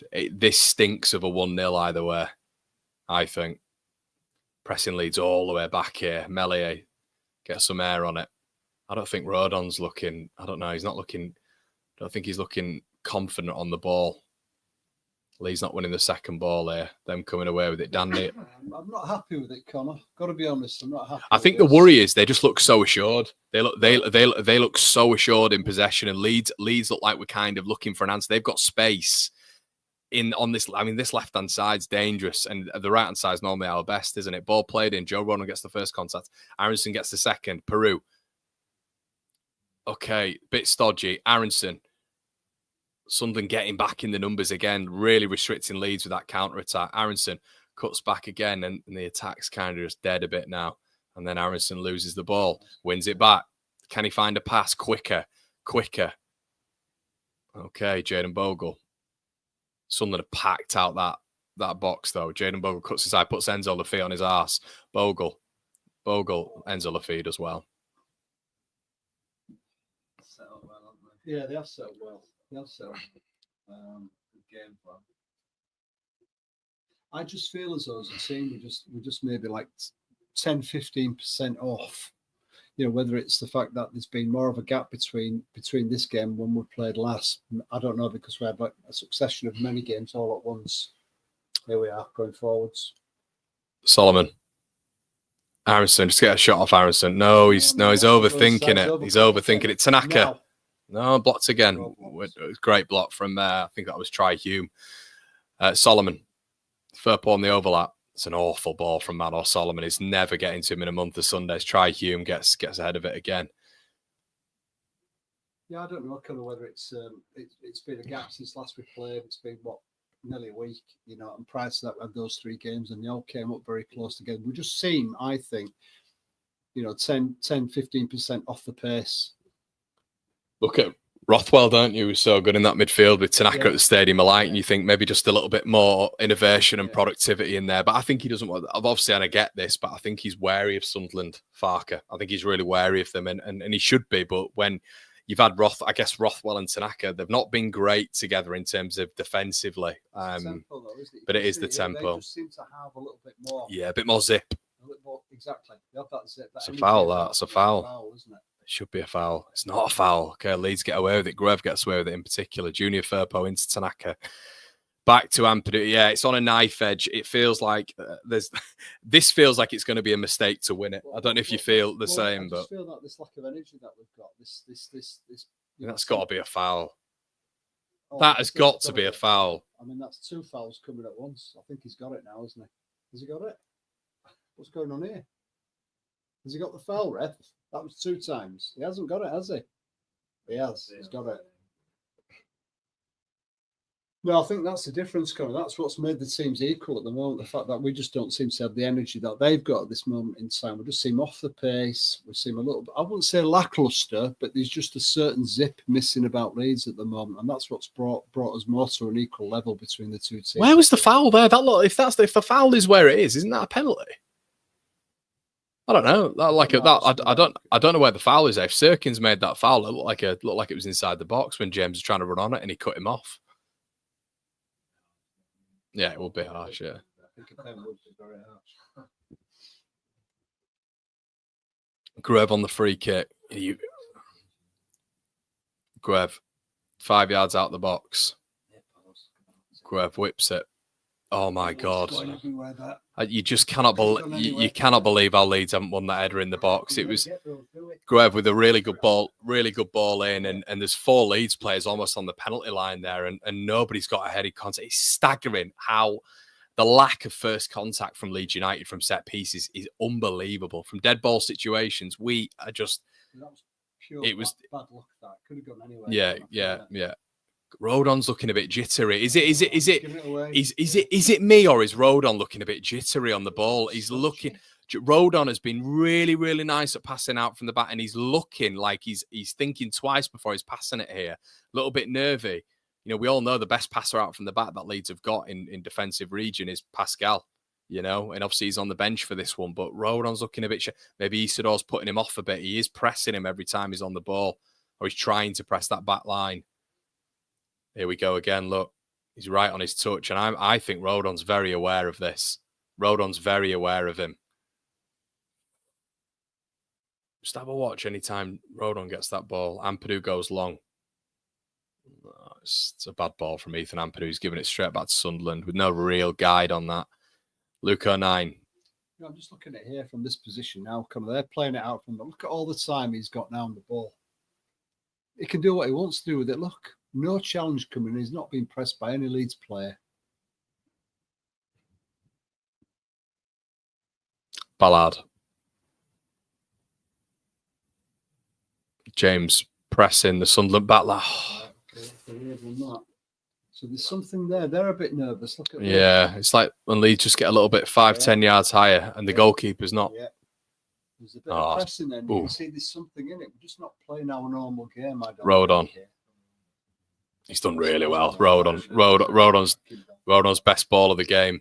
Ball into the box. Okay. Not a bad effort from Aronson. Aronson, not bad. I don't know why he's appealing for that. Not a bad effort, that. Yeah, Rodon's done really well there. Yeah, he took Enzo Lafay out, and Bogle played that ball really quickly as well. Played it into that central space. Lovely touch by Peru, and it could see what he was appealing for. Did look like a corner. Yeah, maybe a corner. It didn't, but... yeah, not a bad effort, was it? But you can just see there, just pressing a bit more, Connor, on the back. You can see there are nerves there. Yeah, been a bit more aggressive. Yeah, maybe we're showing them a little bit too much respect. Maybe that's what it was. Firpo wins the first contact. Solomon Leeds getting into the stride a little bit more now. Needs to be quicker from Solomon, though. Play the ball. Come on. He's not letting him get into shape. He's taken on one man. Ball in. Oh, 9 gets rid of it again. It's just that decision-making from Leeds United. Bogle retrieves it well on this right-hand side now. Oh, Bogle nearly does really well there.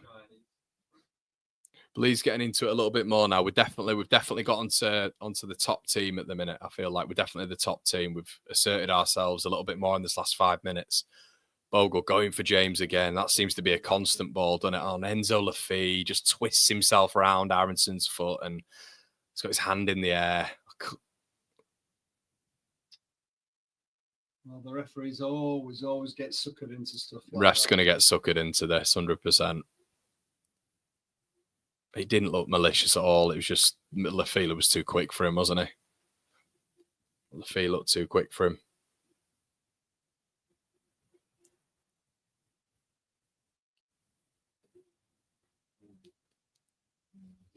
Was it bad? Am I apologising here?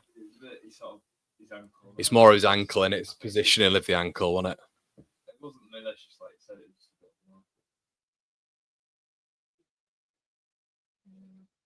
Is he back up now? Presumably he is. I can't imagine anybody being hurt by Aronson, can you? Yeah. I knew. Yeah, there you go. He's absolutely fine. I mean, his reaction, I thought he'd broken his leg. He's up 30 seconds later.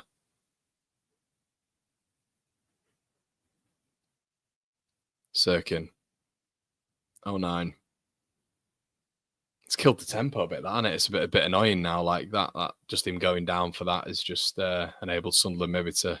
It's been a strange half hour, hasn't it? You know, there's been an awful lot of bluster from both teams, but not a great deal's happened. I mean, Leeds have had 5 corners, but not a great deal's happened. They had that moment early doors when they should have scored from Bellingham, but other than that, a lot of bluster, handbags at 10 paces, but not much more. Okay, Sirkin coming forward now. Good ball carry from left back. Does really well. Tanaka gets the ball. Plays it behind Junior Firpo on that, and that looked like a foul not given. Solomon, can Leeds be a bit quicker? Peru's actually made a movement. Look at Firpo. Solomon ignores him, cuts inside. He's just Lucky, but Solomon's just taking too long on the ball. Tanaka ball in, Firpo. Aronson's got to read that, hasn't he? The drop of the ball, and Sunderland get a free kick. And Leeds, it's just not. Oh, really? No, it's not really. It's not. It really isn't. It's not a yellow card. I don't see that in a million years. It's just crap refereeing again, isn't it? Come on, Sunderland players, let's get up here. Let's get up. It's a lot of time on the floor here for absolutely zero contact, really. It's not. He's completely frigging missed him. He just fell over. So Neil. The referees are shit. Neil falls over. It looks like he lost his balance there. Fell over. He knew what he was doing, and Tanaka's not even touched him, and he's got a yellow card. It's madness, really. 5 yellow cards for Tanaka. Heading towards suspension, won't he, soon? I suppose the referee will maybe look at that. I think it's in 10. Ballard, ball over the top. Isidore. He's pinned him. He's pinned him. What a goal. What did I tell you? What did I tell all of you about the striker? What Ellis Sims should have done, what Isidore's just done. Absolutely pinned the smallest player on the pitch, the smallest centre-back. That is why this is dangerous playing Ethan Ampadu in a game like this. Mention this about 400 times, guys. You'll have seen it on the preview. It's not an I told you so thing. I don't know why Ellis Sims didn't do this against Leeds United. Isidore has completely pinned Ethan Ampadu there for strength. It's not terrible from Ethan Ampadu. Physically, you just cannot compete with him. That is why you play Pascal Struijk if he's fit in a game like this. He's completely out. It's a brilliant run from Isidore. He's onside. Rodon keeps him onside. It's a brilliant ball from Bart, and he is outstruck. Look at him. He cannot deal with him. He's absolutely done him. It's a brilliant. You know how many Sunderland players in the Leeds box there? There's 2, maybe 6 Leeds players. Yeah. And he scores. Yeah. And that's exactly what I said. That's exactly what I've said. He's pinned our weakest defender. Brilliant from Isidore. And Ampadu's not going to be able to deal with that. And that's why Struijk and Rodon are the better defenders. You could always. You could almost argue that was a penalty if that hadn't gone in. Yeah, it would have been a penalty. Yeah. 1-0 Sunderland. And just as they've looked controlled. Yeah. Leeds have looked a bit more delayed. Yeah, it's so Burnley are going to be loving this, aren't they? What an opportunity for them. Aronson runs it out of play. Leeds have just looked like, I think Leeds' quality, our decision making has been really average in the final third. Like I said, Connor, early doors, we've been at least 15% off it from an energy point of view. And that's his job, isn't it? You know, as a manager, he's had a week to prepare this lot for this game. And they just seem a little bit slow. They seem a little bit more involved in the game. And that lad up front, you can see Ampadu right from the start's been worried about him. It's a cracking goal. Yeah, you got credit for it too. Yeah, it's a brilliant goal. Brilliant goal. Technically, they'll be getting that second spot now as well. Yeah, they will. But with Leeds just haven't looked thoroughly comfortable in this game. They haven't looked thoroughly comfortable. I don't think on the ball even we've looked thoroughly comfortable. That ball there, is it? It's they're cutting the lanes, stretching to keep it under control. You know, in the harmless part of the pitch. Yeah, Sunderland are cutting off the lanes really well. They're making it compact, and Leeds aren't moving the ball quick enough. You've seen Solomon a couple of times on that left-hand side. He's not moving it quick enough. See how Dan James has just done it there. You've seen Bogle move the ball quick enough. It's got to be better there from Brendan Aronson. It has to be better. He's knocking it 2 yards past him. So he's about to retrieve the ball. Yeah. We look rattled. Yeah. Rodon. Peru. Tanaka. Firpo. Lucky there. Solomon. Got to get closer to him. You've got to get a central midfielder closer to him. Firpo. Ball in. I mean, he's Leeds corner again. We've got to find something here, Leeds, from corners. I mean, they've not had a corner. Have they had a corner yet? Corner, but they're up. They've had maybe 2 attacks. They could have scored. They should have scored from the first attack. They scored from the second attack. They've had no corners. And there's no impetus. We're looking soft. Yeah, we're looking very. We need to start doing something here. Ball in. And it's straight to the shite. So bad. Straight into Patterson. No, Solomon's been awful. He's been awful. Solomon. Not to individualise it, but the time he's getting, it's almost like since Trey Humes screamed at him on the floor, he wants to prove a little bit of a point. You know, when he's up against him 1v1, it's almost like he's letting Trey Humes get back into it and he's thinking, right, well, I'll do you 1v1 here. Move the ball quicker. And you're watching this, if you're a Sunderland fan and you're watching this, you're not feeling as though Leeds are going to produce anything, are you? You know, you're looking at these 6 corners that have come and you're thinking, oh, God, we're under pressure here. There's a possibility we could concede. You know, you're watching this game and you feel like our team's comfortable. And like they are now, they're moving forwards. It looks as though they've got options. They look dangerous. Look all over the shop. They look dangerous on the counter-attack, Sunderland. They look really dangerous. When we've got possession, Aronson wins it back. It's like we've got to move this ball quicker. It seems to be the only gameplay Leeds have got right now is Dan James. That seems to be what Leeds are doing right now. It's playing this like long arching ball to Dan James. Doesn't seem to be a game plan. I've got to be honest, I'm impressed with Sunderland. They've been very, very good. I mean, Sunderland have been excellent. When they played Watford and they looked awful. Well, they were better. They're better injury-ridden than Sheffield United. They were better than Burnley. They should have missed 2 penalties against Burnley. They step up for the big games. They really do. They step up for the big games. Do that, don't we? Just not done it tonight. Yeah. Bogle. Lafee does well. I mean, it's not the corner. Felt like a foul.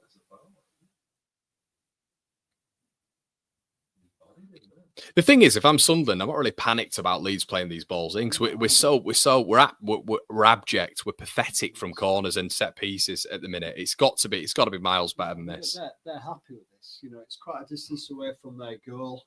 You know, we've had 6 or 7 attempts to do something fruitful with the ball from this position. We haven't done it yet. Right, Gruev over this. Can we do anything from a dead ball situation? It's another opportunity for Leeds. Gruev, can Leeds just maybe head on it? Someone flick it on, a ricochet. Gruev plays a ball in. It's deep. And it's another corner to Leeds. Leeds still on the second. Not it's soft, isn't it? It's a soft ball in.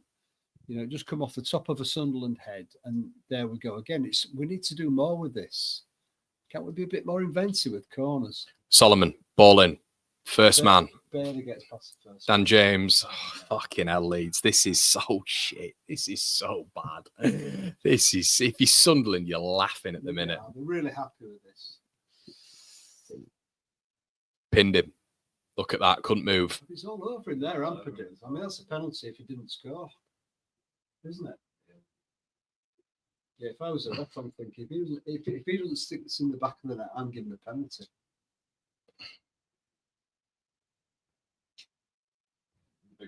He's a Premier League player, him. Yeah, he's class. He's a good player. Lee's not had a single shot on target yet. Sunderland have had 3. Ampadu beaten again by Isidore. Rode on. It's on the statistic, isn't it? 7 shots.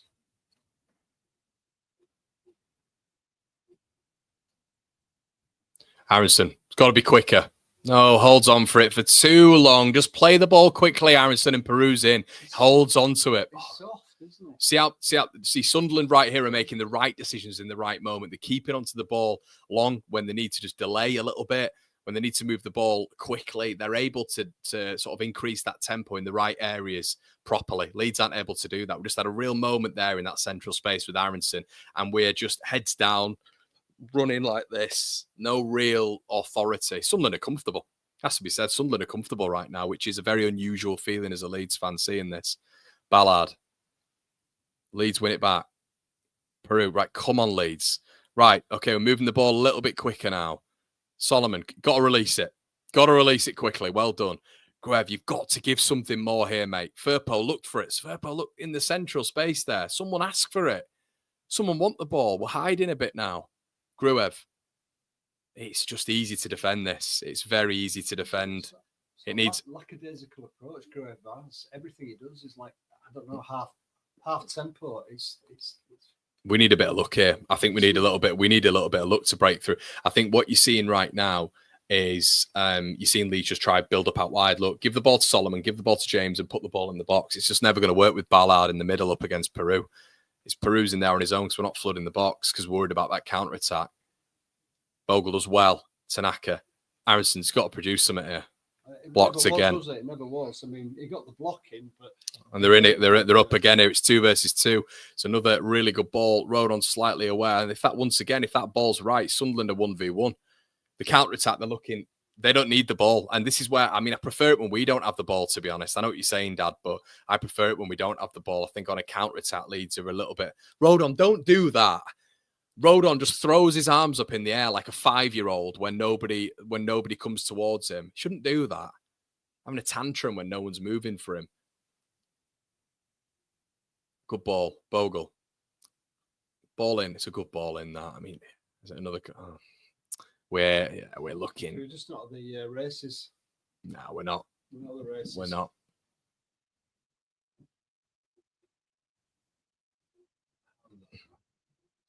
Nothing to me. That really doesn't mean anything to me at all, does it? You? With the white. Yeah, so just in terms of it's just momentum in it. I don't understand that. Well, okay. Well, when would you say Sunderland had the best moment of the game? It was probably in the first 3 or 4 minutes, wasn't it? Like we were saying, they were all over us. And since then, Leeds haven't been all over them, but we've dominated them in terms of... in fact, we haven't dominated them, but... No, we haven't. They've been comfortable, Connor. Do you really feel as though... I don't know an awful lot about Sunderland, but do you really feel as though they've got out of third, fourth gear yet? No.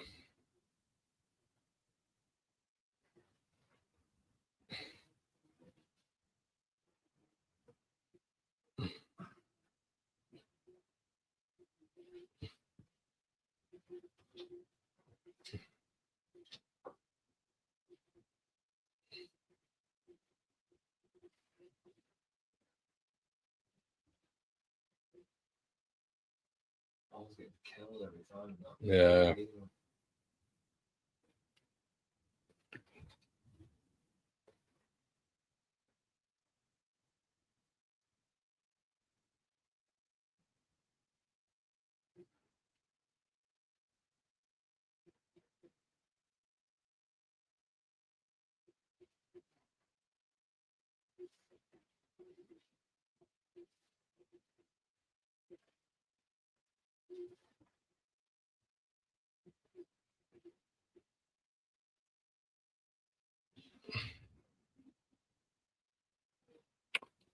James, see how quickly they get back into shape here. James, play the ball. Wrong option. Look at Peru. Get your head up, Dan James.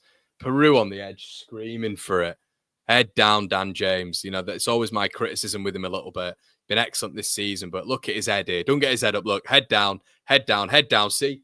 Doesn't get his head up. Doesn't see Peru, who's on the edge of the box in about 5 acres of space. Head down, Dan James. Little things you... see that a lot. Perot does the same thing, Connor. The amount of times he thinks that there's a gilt-edged chance for him to score, and there's somebody in a way better position, and they just go for it. But I suppose that's the mentality of a forward. They tend to be a bit tunnel visioned at times.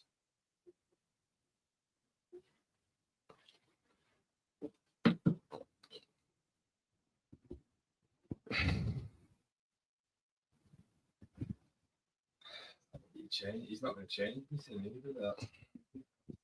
Well, the thing is, Jack. Well, we also made a quick response at the stadium. When this was 1-0, we'd made a quick response. We scored. It was offside goal. Do you remember? It was offside. But Peru scored within 20 minutes, I think it was. We were right back in it. But we're not in... that's a good tackle. Brilliant tackle from Sirkin. Ball played forward here. If they get 2 here, it's game over, I think. I can't see us getting back in. It's a good tackle. This looks like, those Premier League days where you get teams who just look way more assured in that final third and look so dangerous on that counter-attack. Sunderland are really impressive, it has to be said. Leeds can't get to grips with it at the minute. As much as it's hard to hear, because it's hard saying it. But, they just look comfortable. Look completely comfortable on the ball. They look completely comfortable on the ball. They've got, with the greatest respect, they've got Luke O'Nien at the back, who's a bit of a bomb scare. We're not testing him at all. We're looking less aggressive. I've no understanding why Leeds United have come into this game looking. Why are we worried? Why do we look a little bit panicky on the ball? Off the pace, aren't we, Connor? Don't know why, but we're off the pace. We're just not. We're not at the races. We've not shown up. We're not competitive. you know, all of the above. That's exactly the way it is at the moment, and that's great for Sunderland. You know, they're quite happy. Just look at them now; they're completely relaxed. Leeds have got the ball. There's no sense of urgency about Sunderland. They're just covering the spaces they need to cover, and they're relaxed. He's got to get Grove off. He's got to get Grove off and put Rothwell on. There's got to be more from that midfield. The midfield's getting dominated here. Well, Grove is just defensive. He's pretending to show for the ball, and every ball he gets, it goes to the side or it goes behind him. I don't understand it. We get Rothwell in. We need to change at the back. We bring Stroik back on, get Ampadu pressing into the middle. We need to do more in that middle part of the pitch. Yeah, Leeds are predictable, aren't they? It's right. It's scripted. This is scripted. It's so obvious. What's going on there? Tanaka. Bellingham. And Melee knocks it out. Leeds are completely flushed. With fire there. Kept it in. Oh, losing all these ground jewels. Enzo Lafitte, lovely Cruyff turn. Bellingham. Trying to get into a sprint here. Oh, it's an awful tap. Bellingham, what are you doing, Bogle? That is just. I'm sorry. That is just indicative of Leeds' first half. He tries to measure it, but Bellingham's got his number all day long, and he just zipped it past Bogle. Bogle with a really bad challenge. Leeds look frustrated. Sunderland right now are doing an absolute job on Leeds United, which I've not seen. I don't think I've seen something like this since probably maybe Southampton last year. On the 3 times. That's 9 yellow cards. I think that's the 10th and he's out. I think it's the 10th and he's out for a couple of games. I'm sure it is. Oh. All good. I agree with you, Colin. They get another one and it's game over. Yeah, if they get another goal there, I think it's signed, sealed and delivered, really. Leeds have got to be careful here. Free kick, Patrick Roberts ball in. Already they've got first contact. No challenge whatsoever. Oh, that little gremlin. I wish he'd go away.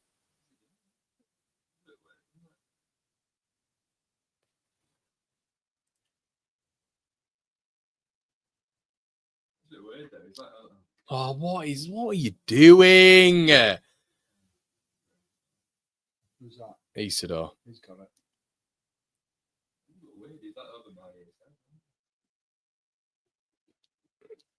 But you're not pressing the back two. The back two are distinctly average of Sunderland. They've got a really good team. Who's he booking here? It's always got to be one for you and one for us. They're just thick, these referees. It's easy though, isn't it? It's an easy payday, innit? They know what to do to keep everybody happy. So Isidore wins ahead, and Melee saves. And then 09's. How is that not a yellow card for him? Rodon pushes him over to get him off, and then his legs round his that's a yellow for Luke 09 and a yellow for Isidore. Joe Rodon's simply gone and got him off. Prevented him from obstructing. It's a yellow card for both Sunderland players there. And the referee is, I don't know what to say. Now, the more important thing there is Sunderland look more dangerous from that one ball into the box than Leeds have done with 7.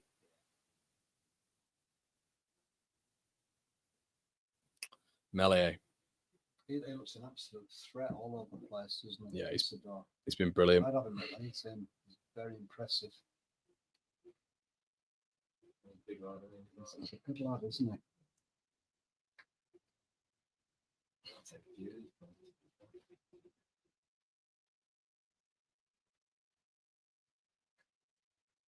It's frustrating, isn't it? It's hard to watch. Frustrating. Yeah. We just don't seem to be playing as a unit. It's completely the opposite to the last 3 games. It just seems strange. Yeah, it does. There doesn't seem to be any rhythm about them. And that was probably Leeds' best attempt of the game. That ball to the back post when Firpo James gets a head on it at the back post, and it's Luke 09 off the line. Better from Leeds. That's where we look at our best, when Firpo's on the overlap, when Bogle's on the overlap. Good ball into the box. James did well to beat Sirkin, I think it was. Who's about lump out, isn't it, from the back? Just kick it out. Doesn't matter. Danger's gone. Could have gone anywhere. Ball in. Rodon wins it. Oh my God, we've won a first contact. Ampadu then wins it. And they just seem Sunderland are on the edge of everything, doesn't it? It just seems, and it's half time. Right. Well, things need to drastically improve there. We're completely off it. We've lost 15-20% compared to the last 3 games that we've had. We just don't seem to be at the races, Connor. No. You know, I mean, they're very, very comfortable. They probably can't believe it, actually. They probably expected way more from Leeds. They expected probably a tornado to start with, and it's been nothing like that. From the first, 2 or 3 minutes, where they had an opportunity with Lafay down the left-hand side when our friend should have scored, didn't happen. And I think they've had maybe 1 or 2 threats. But really, in all the threats that they've had on goal, Connor, every opportunity of scoring, we just look unsettled. We're just not there. And he needs to change it. Well, but he won't change it till the 70th minute, will he? Do you want to go get me a brew? Yeah. It's gone cold. Cheers. Yeah. Give me time to talk. I've been talking over you an awful lot. Give me time to talk. Right. Okay. Let's get into that then. So, how I'm analysing that is, this is kind of what I was saying when it came to Sunderland, and this is why I was more worried about Sunderland than Sheffield United. A very assured team, very, very easy on the eye when it comes to a counter-attack. Sunderland's a lot of joy this season has come from that counter-attack. They've got a lot of players who facilitate and can utilise a counter-attack very well. Very good fullbacks. Emphasis on box-to-box midfielders, 1v1 situations, all of which were mentioned in the preview. You've seen it with Enzo Lafay in particular and Jayden Bogle, where he's had a little bit of pizzazz, hasn't he, up against Bogle, especially with that Cruyff turn. You have seen Leeds with a lack of tempo, a lack of impetus, and a lack of ideas. They're completely stunned. They're shell-shocked right now by Sunderland. They don't know what to do. The tempo of the ball is slow. When we are getting moments with the likes of Brendan Aronson, Joel Peru, it's a little bit sluggish, whereas you've seen Sunderland and it's affirmative. It's definitive. They're slowing the game down at the right places, and they're increasing the game at the right places as well. They've been absolutely excellent, Sunderland, across the pitch, and they look like the team who have been top of the table, really. Top of the table throughout this period of time. So very impressive from Sunderland. Leeds are way off it, and I was really worried. I have to be serious. I was really, really worried towards the back end of that game that they were going to get another one, because I think if they got another one, it's going to be dead and buried. Now, what I will say is it's not an "I told you so" thing, but if Dimwit here is seeing it, I said in this game, and all the OGs will say this, it's not an "I told you so" thing here. It's a thing that a dimwit, a former football coach at a very low league level, has seen when it's Ampadu. If I'm an opposition striker, if I'm a centre-back, very, very simple, I would crowd that striker. So get your central attacking midfielder or your number 8 very, very close to the striker, which Bellingham has been to Isidore consistently in that game, looking for the ball off Isidore. If I'm Isidore and if I'm Regis Labrise and if I was Lampard and I was talking to Ellis Sims, I would say, pin Ethan Ampadu. Pin him. You're bigger than him. You're more physical than him. You've got more athleticism about you because you're a bigger lad. Pin him. If that wasn't Ampadu's fault, he was pinned by the bigger man. He couldn't get round him. Simply couldn't get round him. And Isidore standing at 6'2", 6'3", very good player at this level as well, pinned Ethan Ampadu. We said it in the preview. So this is the problem you get. And when people say Ampadu's better than Struijk at centre-back, it's just complete nonsense. It's absolute nonsense. We've had 7 or 8 corners in that first half or whatever it is. No threat whatsoever because Pascal is that threat. If he's on the bench, he's fit enough for me. And he's been on the bench for 3 games now. So I don't really understand why he's not playing. Maybe it is the Farke thing of not changing the winning team. That midfield's getting dominated. It's the harsh reality of it right now. The midfield is getting dominated. Bellingham, Dan Neil's looked excellent. Chris Rigg has been kind of anonymous in there, really, but Dan Neil in particular and Bellingham have looked really good. They're all over the place. Gruev looks scared to get on the ball because his passing lanes have been cut off a couple of times now when he's tried to go forward. So now he's reverting back to old Gruev, which is backwards and lateral. Tanaka is dropping deeper and deeper and deeper because Sunderland are pressing his every touch because they know he's the danger man. You've got to get Rothwell on. For me, you have to get him on because he is in that midfield, the productive one and the one who's going to be proactive and drag Leeds forward. I'm not bothered about this whole defensive thing right now. You get Rothwell on at half-time and he's going to drive Leeds forward and you're going to put Sunderland on the back foot a little bit. They're going to have to commit to tackle Rothwell. He can bypass a tackle. You've got to get Rothwell in there to drive Leeds forward. Currently, Sunderland are able to get their shape back quite nicely, quite easily, quite comfortably. By simply letting Gruev and Tanaka have the ball and pass the ball laterally. Rodon's getting frustrated. They're all getting frustrated, which was summarised by Bogle at the end, putting a really poor tackling on Joe Bellingham. And Leeds are completely rattled right now, everyone. Completely rattled. And I can't remember seeing us like this. Even against Southampton, I have to say, when we lost those sort of games that we did last season, maybe QPR in there as well. I'd say that when they just dominated the game. But right now, unfortunately, they're making every decision. They're making every correct decision, and Leeds are making every wrong decision. It's not good. It's not good. But we've got another half. It's another half to change it round, but they look more comfortable. They look like they're in a home game right now, and Sunderland are stepping up, and Leeds haven't stepped up yet, and we look panicky when they look really, really assured right now. So we're going to be back, everybody, for the second half. Make sure you stay with us on this one, and we will see you for the second half. Okay.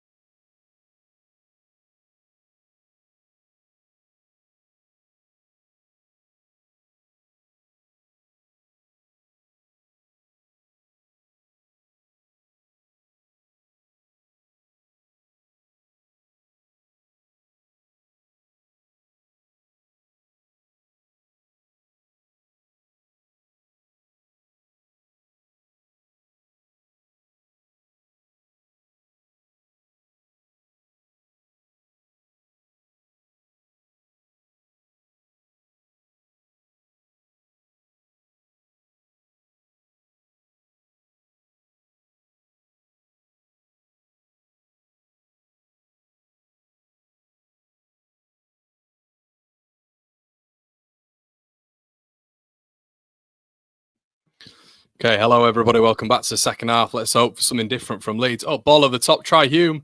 And they're in again. And it's a good save from Milan Mele. What a start. What a start to the second half. No changes for Leeds United, which, surprise. Yeah, it's a really good opportunity that for try Hume. Yeah, it's not. Yelling at. Let's do your job. Do you want to move forward a bit? Can you? Do you want me to move in? Yeah, Sunderland looking. I mean, we've only just started here, but a good opportunity for them. Leeds looking miles off it. Absolutely, we're just speaking about it downstairs. Really, we're just looking a bit suspect and tired at this moment. Tired is the wrong word, not tired.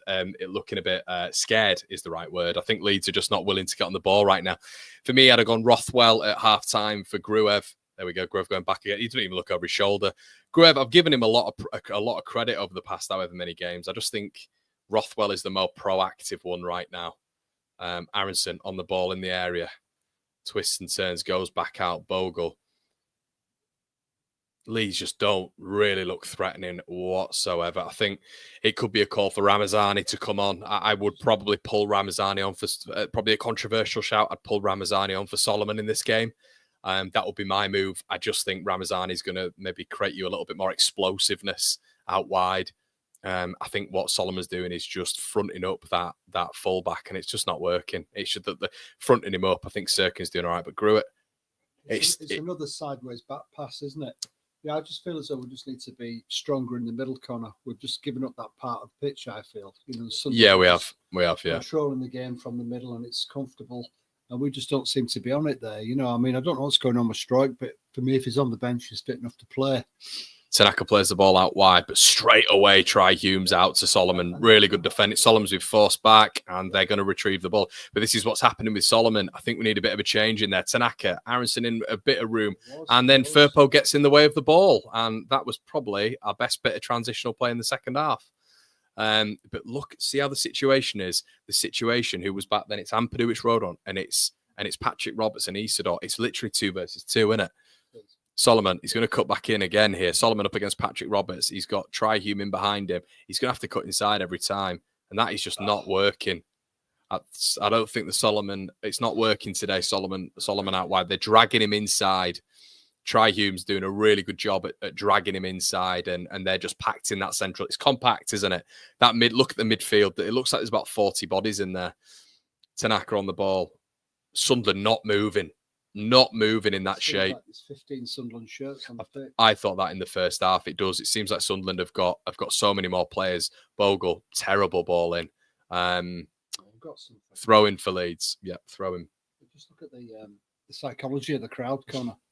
There's not an awful lot of animation there, is there, at all? People have just stood there, wooden like, watching what's going on.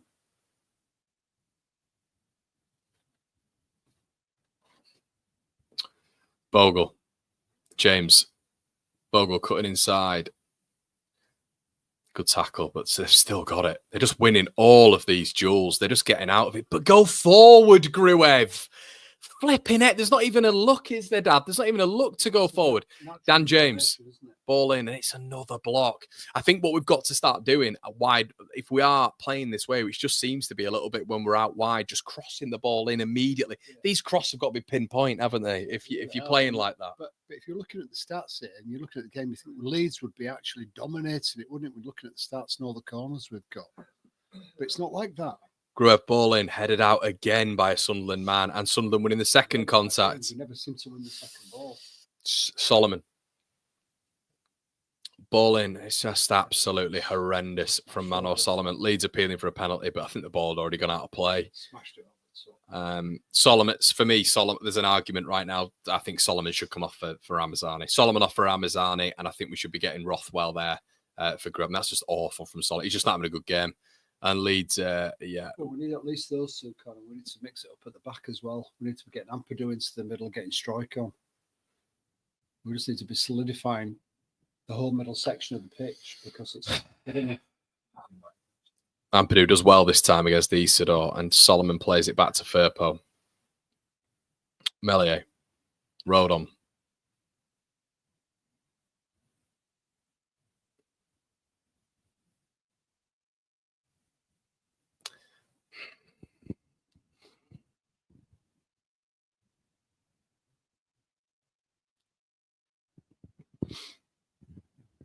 Gruev. Peru. Oh, Leeds lose it and get lucky. Thing is, they look better on the ball in that middle with Rigg, with Dan Neil and Bellingham. They just look better on the ball.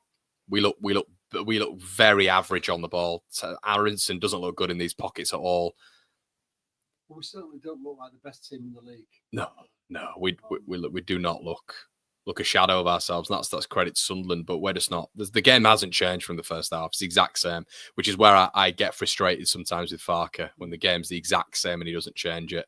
That's my annoyance with him sometimes. He gets that 70th minute, makes a few changes, and he's just relying on a spark of brilliance, isn't he? Dan James does really well and falls over, and then goes for goal, and then Gruev loses it, and then Gruev's having a nightmare. Gruev is having an absolute nightmare. He's got to get Gruev off. I mean, Gruev has just been bounced off the ball there by Chris Rigg. I mean, look at Gruev, misses the tackle there. Look at this. Nutmegs Tanaka. Look at this. He's getting absolutely spun, Gruev. There has to be more aggression there. There has to be more. Got to get Rothwell on. He's got to do something. Get Strauch on and move Ampadu in midfield. Gruev, go forward. Goes back again and gives Ampadu no option but to go to Firpo who's being pressed.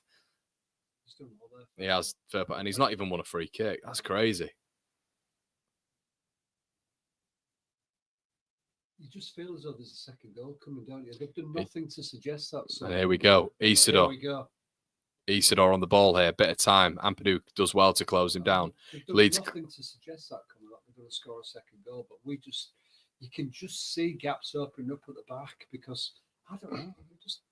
No, we're risking it, but still not looking threatening at all. And he's got to make changes. I can't believe he's not making changes. I don't know what he's seeing. Archie's come back. Great. He's got some sign offers. Tottenham, I suppose. I wish he wouldn't come back again. If he's going to come back and this is going to start happening. This season ticket holder still won. Road on. Yeah. I don't think he looks like a young Gary Speed. He does, Connor. He does actually, yeah. Ballard wins it. I bet he wishes he was on the pitch, don't you? Fucking hell, man. Get Aronson. Look, it's every time though, Brendan. Anytime there's a pressure on, mate, you give him fouls away.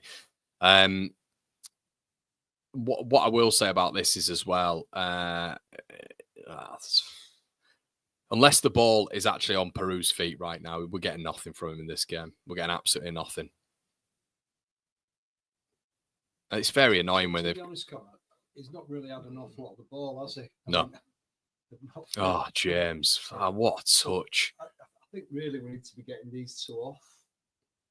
He's got to do something. He's getting Nonso and Ramazani on the pitch. Nonso, Ramazani and Rothwell. There's got to do something. He's got to get Aronson off. Nonso. Yeah, there's changes he can make right now. Leeds, he's got to do something here, Farke. He's got Leeds. There's no...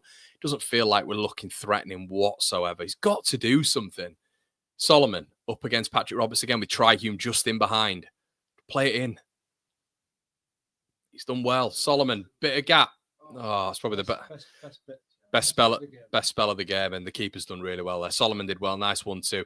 That's when Leeds are at their best. You know, moving it 1-touch, 1-2s. Good, unlucky. Solomon's best moment of the game in a very quiet one. It's like a big keeper, doesn't it? Solid man. 09 goes long. It looks like they're like road on panics. It looks like they're like a recently relegated team, doesn't it, from the Premier League? You can't believe they've not been in the Premier League, can you, with this team? Aronson on the ball now, and he's over on his arse, and Joe Bellinger's a freak. I'm sorry, but he could have stayed on his feet there, Connor. It just looks like his brother. He's looking more and more like his brother as well. Yeah. Come on, Brendan, stay on your feet, lad.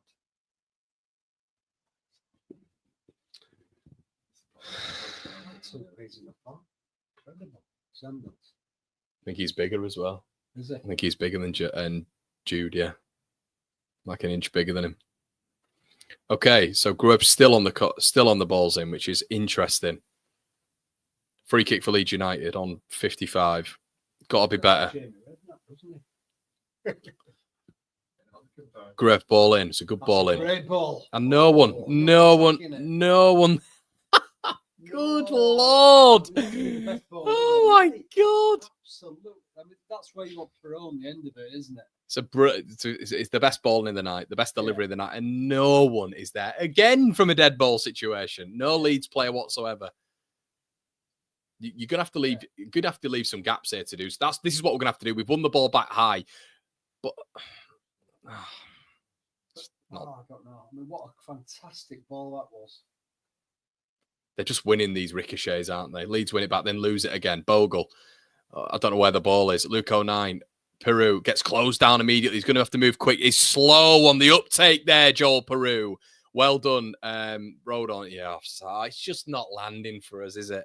It just is not landing for us. The ricochets are going Sunderland's ways. The bounces, it's just not working for Leeds at the minute. He talks to himself like this, and he's hoping.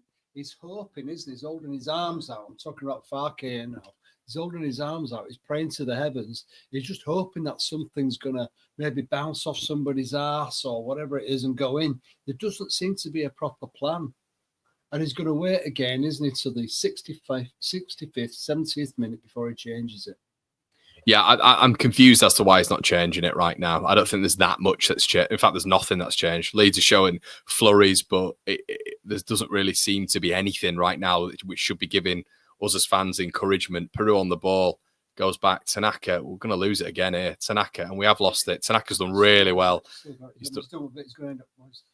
how he's got out of that, Tanaka. Bogle.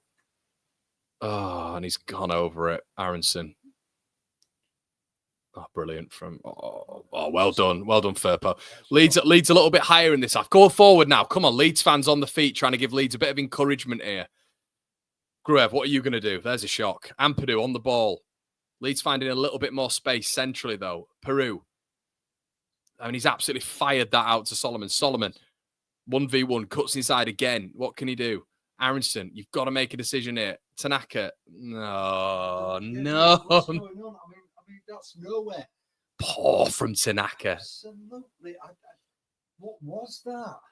Tanaka just chips it to no one. There was Leeds had a bit of momentum there, had a bit of space and gaps. Nothing, wasn't it? And that's where you feel just on the edge of the box with a couple of shots. That Ramazani, just get him on the pitch. Get Ramazani on the pitch. He's going to take a Sunderland player out and he's going to have a strike on goal. He's got good shot efficiency. Get him on the pitch.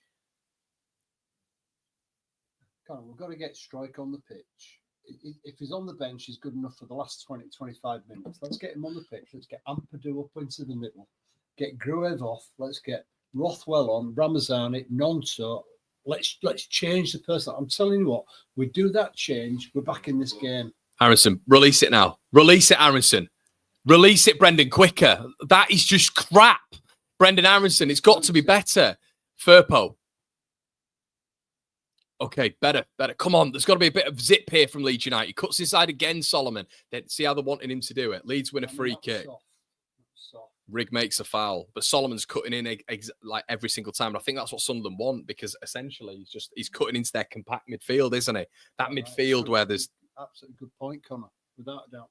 They're forcing him infield, aren't they? They know when he gets out to that flank, he's a danger, and that's exactly what they're doing. They're making it more compact and harder for him. It's good play from Sunderland. Yeah, it is because they're forcing him inside every single time, and by doing that, he's not hurting him on that left-hand side where he's dangerous. Grev now leads with another set piece. I'm looking at this now. Ball in, shocking, absolutely abhorrent. And then Aronson, fuck me. Get him off. Let's get him off. Get both of them off. We need more quality. That is abysmal. That is abysmal from Gruev. And he's still on set pieces. How come? I mean, he's had a couple of those tonight, and yet you get that sublime delivery 5 minutes ago, and then nothing's connecting tonight, is it? From a team point of view, they're just not connected. Solomon. He's going for him here, isn't he? This Tri-Hume. He is going for him a little bit. That first one is a great tackle, but he's but he's gone from the side, and he like backside. He's got.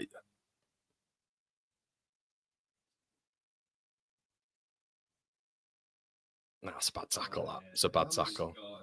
No, he's got the man first, Dad. He's got the man, then the ball.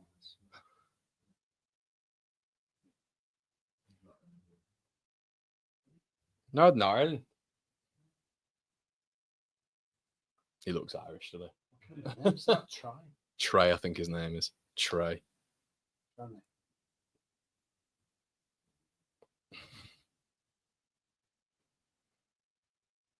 Grev's still on the free kicks. He's hoping he can get over the first man. I mean, he put one in, didn't he? That nice little one in. That should have been. Sublime free kick. No, he's going to the side where he feels comfortable. Bogle. Leeds have been a bit better this half. But we need changes, man. Dan James inverts. Does well. Aronson. Doesn't do well. Get him off. Get him off, man. Sirkin looking sheepish. Referee waves it off. Was that a handball? Leeds appealing for a handball. I thought Aronson had to do better there. He had to do better. Road on. Oh, that's what's going to switch it now, I think. Leeds have been much better this half, but we're just not. It's that final touch going to be miles better than the. I wonder if Sunderland are just sort of sitting in and happy with it. Gruev, Jesus. Get him off. Get him off. Get him off. Get him off. Get him off. Get him off. Get him off. Gruev loses the ball. Sunderland have it now. Come away with it. Tanaka wins it back.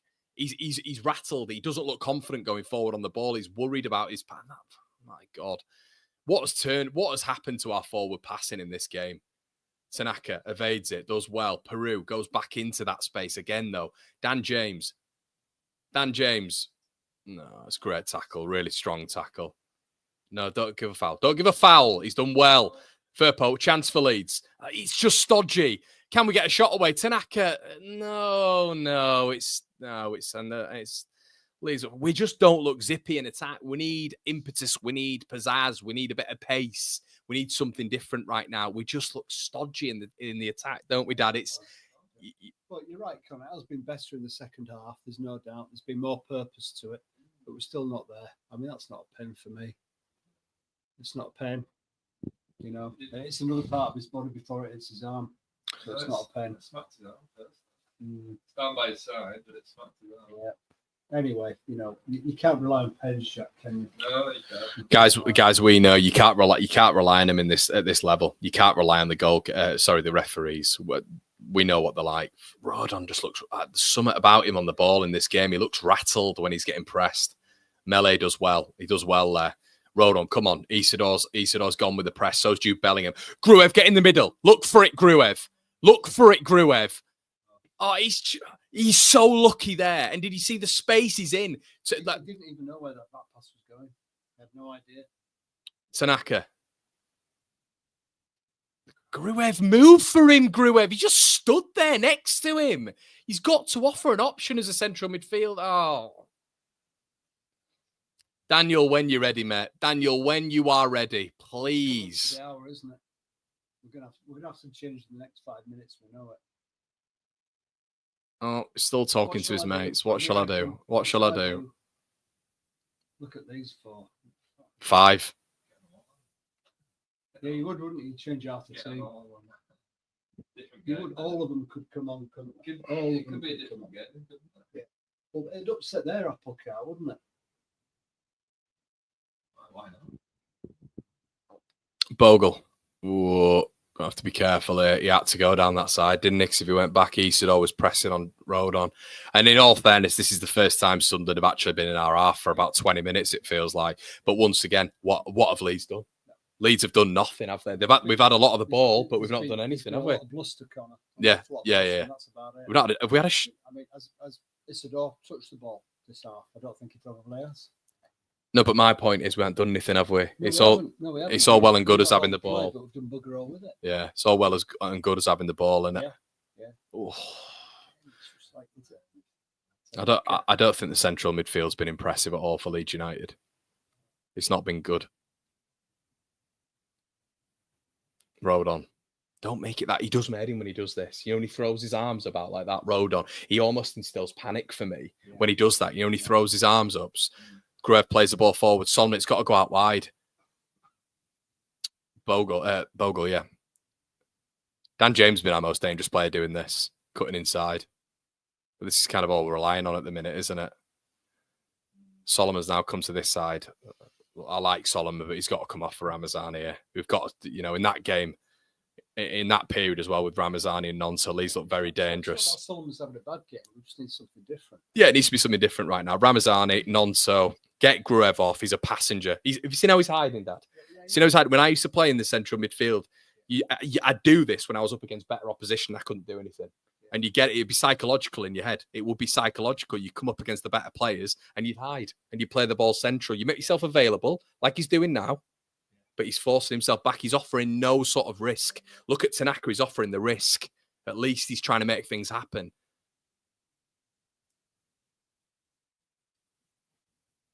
I don't know why if you're Leeds right now, you just don't push 5 yards further up the pitch. I know there's a sucker punch potential. Look at that, still not a shot on target. Sunderland have still had more shots on target. Second half. And first half. They had 3 on target, didn't they? Gruev. I mean, I'm not even talking about this guy anymore. Solomon does well. Solomon keeps hold of it. He does well. It's got a release and he's giving it away. Come on, Danny. Danny boy, anytime, Danny boy. Gruev, go on, give it to Ampadu. Good lad, Gruev. That's it. You're the deepest player, even though they're outnumbering us about 4-1 in central spaces right now. But you just stay in that defensive role there, Gruev. Look at his position, man. I get it helps with build-up, but he doesn't do anything in build-up for me. He doesn't do enough.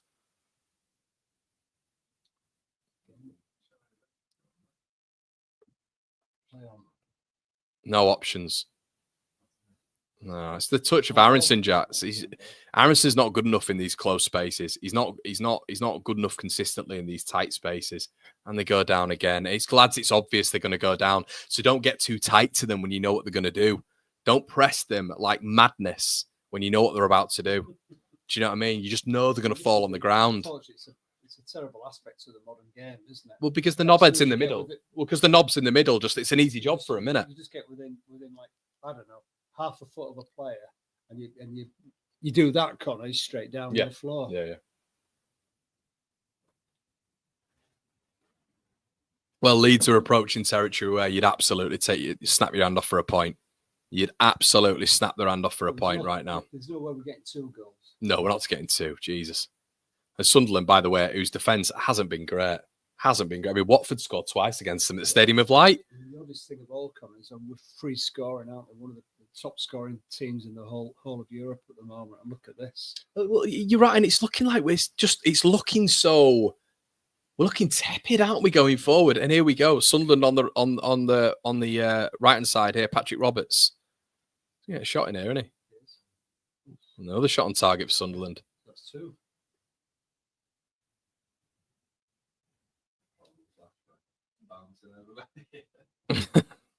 Boom, boom, boom over the top. He's there going, See how quickly they got a shot off there, though, in 3 passes, 3 or 4 passes, and they've got a shot off. It's counter-attacking football, but look how long it takes us to even get a shot on goal. We've not had a shot on goal, have we? And he's still not... 30, 29, 28, 27, 26, 25. We've got about 20 seconds before Farkham likes to make that change. Oh, Gruev goes middle, then goes back. All I can think of is more than happy with the way it's going. Oh, please, Gruev, please. I want you to do something here, mate. I really want to give you a bit of praise like I've done these last games. He's like a crab, just going side to side. And James, who's looked our biggest threat in this game. Peru's he's gone for it. It's a good effort from Joe Pritton. Where are we? Is that a shot on target? Where are we in this? Where are we with the rebound? Peru's had a decent effort on goal and they're coming away. Don't give a foul. Oh my God, Irons has just been skimmed and they've given away another foul. Another foul from Gruev. But Leeds have at least tested the goalkeeper. Yeah. Yeah. So why is Aronson not following in it, or he just missed it completely? Well, Leeds' best effort of the game there. And Greb's off. Thank God. Thank God. Rothwell's on. Had to wait till the 70th minute to see that, didn't we? We had to... I don't agree with that. That's a strange one. Why? I do not agree with that at all. Bizarre. I mean, the central midfield's not been great, but why would you... He's pushing Ampadu up, isn't he? Of course he is. I don't agree with that. I'm just playing the safe card. You need to gamble now, I'm afraid. What on earth? Do you know what, Connor? We're so far ahead in terms of goal difference. It doesn't matter whether we lose this 1 or 2 or 3-0. We're so far ahead. So now you need to positively gamble on trying to get a point. Yeah, gamble. Win the game. Yeah. It doesn't matter if we lose it 2 or 3-0. It matters nothing. So I don't think we're going to see Ramazani now, are we? Or Nonso. Well, we'll see him in the 85th minute, won't we? James, ball in. Headed out again, like every single ball in it. Oh, dearie me. Ampadu. Firpo. Coming forward. Out of play, and Leeds are just lifeless in the... To me, Jack, that just sums up him as a coach. You know, Bielsa, if he had this ammunition available to him, he'd be pouring it on the pitch because he wanted to get back into the game. Not this fella. Yeah. He's the opposite in a lot of ways. Yeah. And it makes no sense because it really doesn't matter if we lose it 2 or 3. We're still going to lose the game. Yeah, you might as well just risk it. You might as well just risk it. Why not? Why not? Sunderland win. No, they don't win another throw. Paveda. Yeah. Paveda and Yelda. Yeah, Yelda's at Sunderland as well, yeah. Ampadu. Got that in. Yeah, right on. Charges into the midfield, but no options ahead of him, is there? Sunderland with a really good shape, and he's going to have to go back, presumably. He's done well. He's done well. And Leeds are funneled out wide. Well, do you know what? Their shape's brilliant. Sunderland's shape, they have sorted us out absolutely hook, line, and sinker. You play that ball out wide. We're not going to be able to compete with Peru in the middle with Ballard and try Hume just inverting as a sort of like centre back 2 and Sirkin making a back 3. And obviously you got the little lad in there as well, 09. James. There just seems to be so many Sunderland shirts on the pitch. James just runs out of options. It's quite demoralising this at the minute. It just doesn't seem there's anything of which we just look at. I said it in the first half. It's just look that we get back into this. It feels like there's just going to be a ricochet, a penalty in the last minute. Feels like one of those games because it doesn't look like. Look at the structure. Look at the structure. They're not moving. From open play, it is just so easy to defend against right now. And Solomon's going to cut inside here, where they're going to be compact. There we go. Yeah, it's just rinse and repeat. It is. It's difficult to say. It's difficult to say the same things, but I mean, look at this. Someone's got to take a risk. No, safety again. James ball in, hits Aronson, who's been absolutely horrendous in this half. There has been no real winger play at all tonight, has there? No winger play at all. You know, I mean, the ball's been coming out to the flanks, but you're quite right. Everybody's been cutting inside all the time. Why not take it out to the edges? Take it out to the byline. Try and beat your defender and get across. There we go. Yeah, he's done it again. And it's a worth it. How Solomon's still on the pitch? Yeah. I don't understand how Solomon's still on the pitch when you've got Nonso and Ramazani. Look, I completely understand Solomon's been good, but he hasn't been good enough in this game. He's not try Hume on enough on that left-hand side. He hasn't. That is something that Ramazani will do. Try something a bit fresh. We have said this from about the 51st minute. All that is happening consistently is he's just putting that ball into the box. It's just that ball into the box of which we're not winning it. He's taking his door off now, isn't he? Yeah. So Isidore coming off. So what's he doing? Shoring it up even more. He's obviously just going now for a defensive end to the game, isn't he? I don't think he is. Who's he brought on? Okay, Sam Ed. He's brought an attacker on though. That may end as an attacker.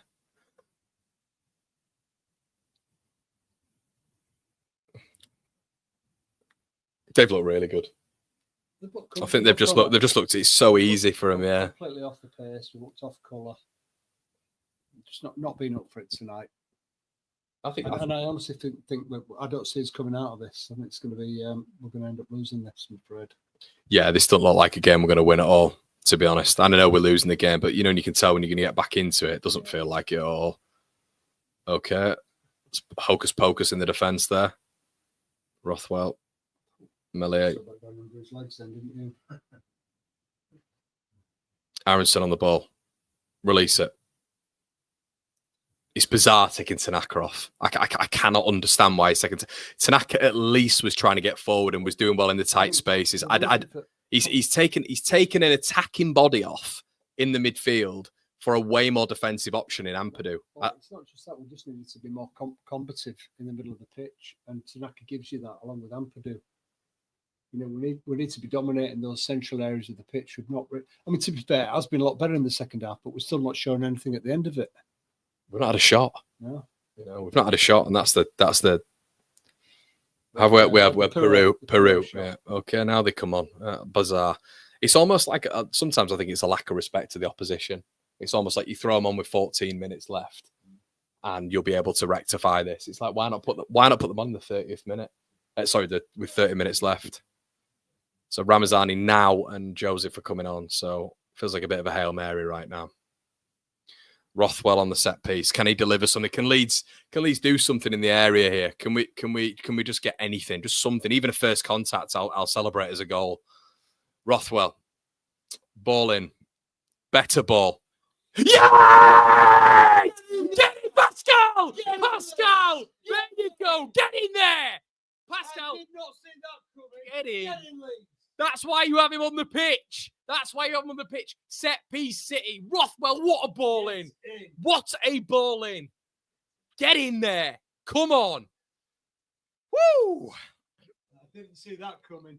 What a ball. Yeah, not in a month of Sundays. Look at this ball in. Oh, he's begging. Get in, Strout. Get in, Strout. The only threat we have from a frigging set piece is that man. That is it. Exactly. And it's just a pearl of a ball. Get in. Leeds back in it. 1-1. Come on. Game on now. Come on, Leeds. Let's go for the kill. Right. So this is the stage in the game now, Conor, which it should have been as soon as the whistle blew in the first half. This is like the start of the game right now. We take it by the collar and we go out there and we win it. Right, come on. Right, Ramazani and Joseph on. An absolute final finale coming here. Brilliant. Now, do you credit Daniel Farke that, or do you credit for Rothwell and Strout coming on? Well, again, yeah. I mean, you've got to do, haven't you? I mean, he's played the card. He's played it at the right time. Maybe it could have been earlier. We could argue that. But, I mean, the subs there have brought him the goal that we needed. And currently, as we stand, Leeds go top of the table. I didn't see that in a month of Sundays. I genuinely did not see that happening. And Leeds scoring from a set piece is quite staggering. Ball in the air now. 12 minutes to go. Leeds with the momentum, surely now. Gotta be. Strauch in the air. Ampadu. Come on, Leeds. And that's a handball it looked like from Joe Bellingham. Peru. Okay, Dan James. Ref, we'll have a foul. Well done, Dan. And we'll have a yellow card there, please, referee. At long last. Leeds go top on goal difference. 7-point split. Leeds and Sunderland right now. Oh, God, we needed that. Well, none of us saw it coming, did we? None of us.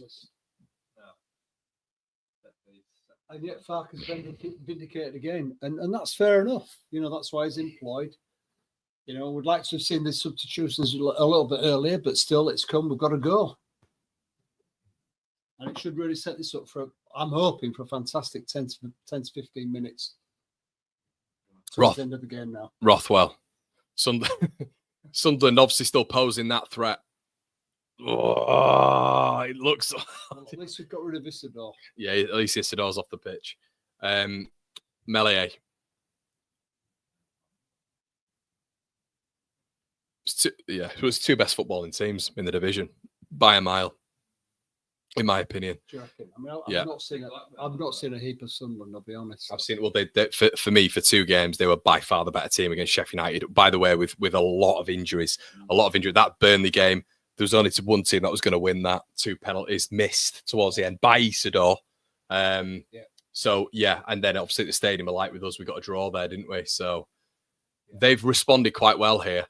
They've responded quite well, Sunderland. Peru on the ball now. Yeah, he's got to be a little bit quicker there. Has Peru got there? Dan James. Come on, Dan. Big opportunity. Just get rid. Peru. God. Peru blocked. Is it Senzolafi? He's going to go down. Don't foul him. Well done. Leeds throw. Come on, Leeds. Leeds fans look like they're right up for it now. What's going on now? Oh, it's the Sunderland ball. That's annoying. I thought we got that. Circuit, look, now we'll try slow it down, I feel, because Sunderland can't lose this. I don't think they can lose this game. I think it's a big gap to pull back 10 points, 8 to 10 points, really. Ball in the air. Ampadu, Strout. Leeds have just got to keep with that impetus now if we want to win this game. Firpo plays it behind Joe Rodon. That's not going to help now. Sunderland's still with a really good shape. It's really pressing on Leeds still as well, by the way. They're still making it difficult for Leeds. I think maybe we all thought Leeds were just going to storm through Sunderland after that first goal. Sunderland have really got back into this well. Oh, Joseph. Okay, Firpo. A little bit of space here. Look at Ramazani. Ramazani just in that box now. Oh, he slipped. He slipped at the wrong moment. He's offside. He's offside and he's slipped. Come on, Largy. What a position that was. And he's offside. I don't know why they're going back on this. It's a foul. It's a foul. Can't suggest that it wasn't a foul. It's a goal.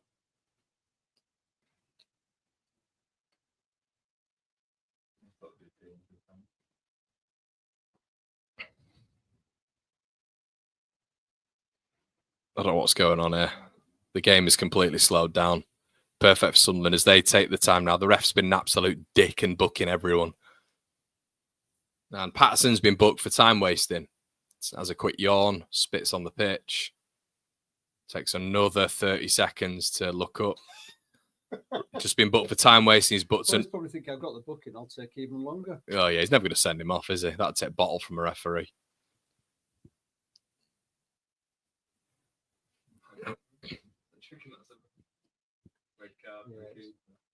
Probably in like South America. It's a bit like getting a parking ticket, isn't it? Once you got the parking ticket, you may as well leave the car there for 24 hours. Come on. Right, pressure. Come on, lads. Come on. That's it. Bogle.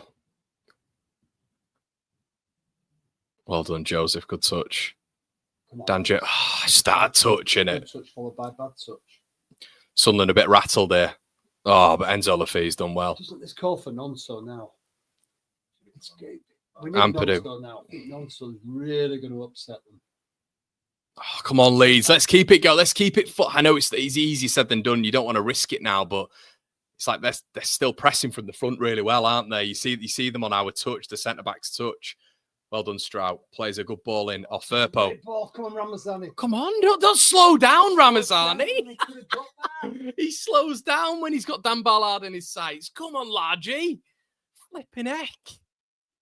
He's catching. I just don't think he fancied that. He didn't fancy it. He had him there. He had him for pace. Bogle, yeah, I don't know. Just Ramazani had to have more time, man. I'd take Dan James off it. I'd get Nonso on. But last sort of 10 minutes of the game, why not? Oh, we're going all the way back here, aren't we? Rodon's panicked on the ball. Swear to God, he's panicked on the ball. Strout, come on, let's look over. Let's look over the shoulder a bit, Leeds. In that, don't want to play little pockets now in defence.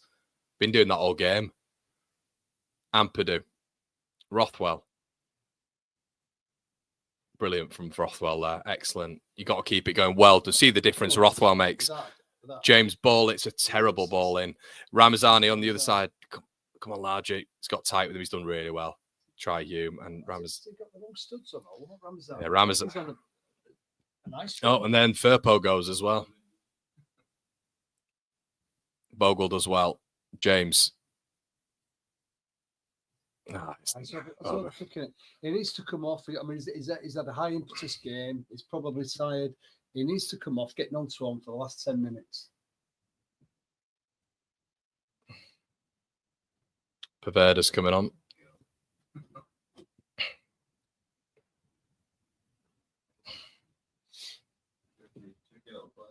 Yep. Here comes Ian.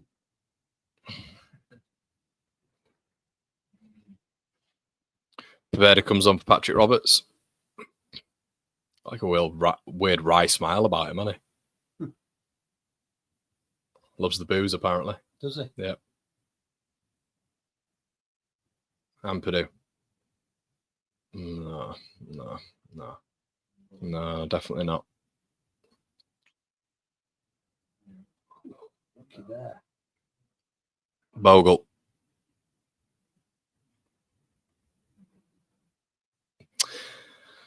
It's not happening, is it? You can just tell. Sometimes, and then Lefigos. I mean, I think he's very.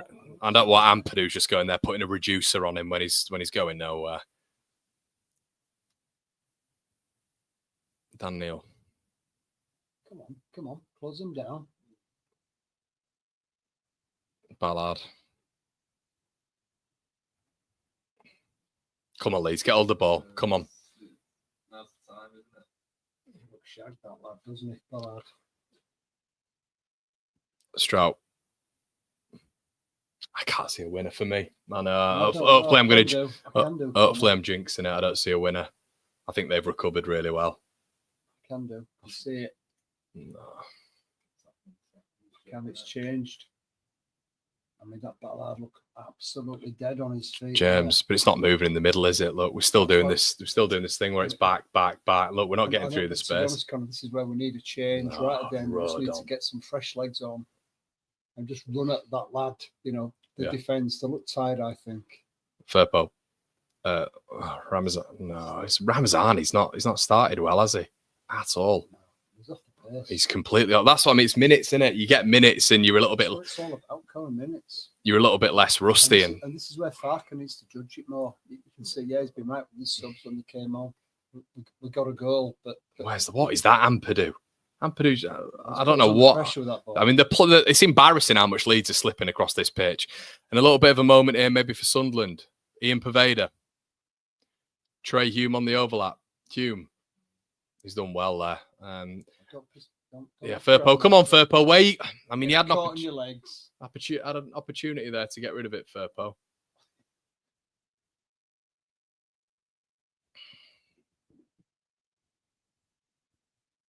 It's getting to that time of the game. We've seen Melia against Sunderland. Sphincter's going.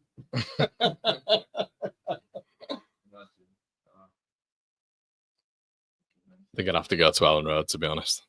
I think that'd be me going to prison.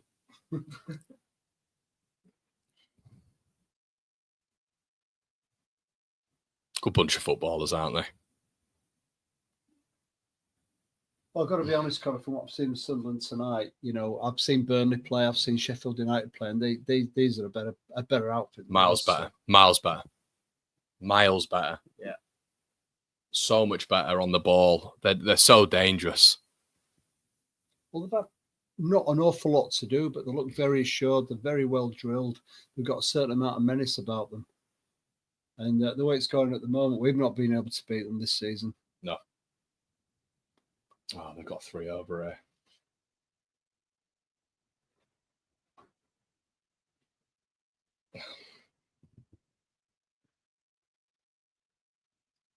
They're very, very well drilled, aren't they? They're not. I mean, we can't. There's no space here for us, and we're just. I think we've lost a little bit with Tanaka in the middle. I'll be honest. I don't think the midfield was doing a lot, but I don't think you need to check him out. Firpo. I mean, come on, Firpo. No, Firpo. What are you doing? You just look lethargic, hasn't he? 90th minute. He's not going to go and score, Junior. Is it? He's still got the whole of the pitch to run at. It's just using your brain, you idiot. Dickhead. Come on, man. Oh. Weird. Seen that before.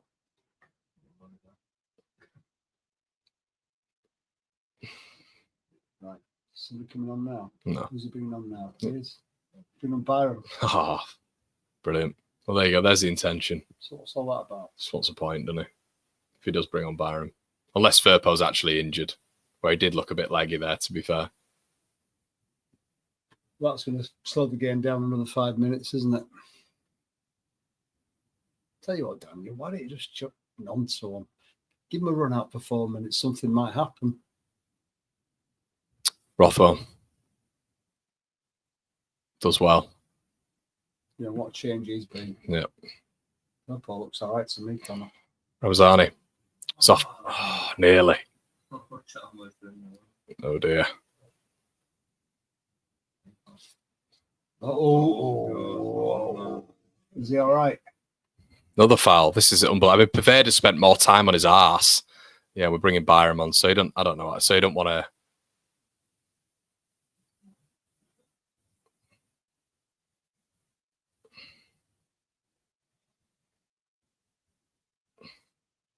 So that's the intention, innit? Maybe you don't want to lose this game unless Firpo's picked something up.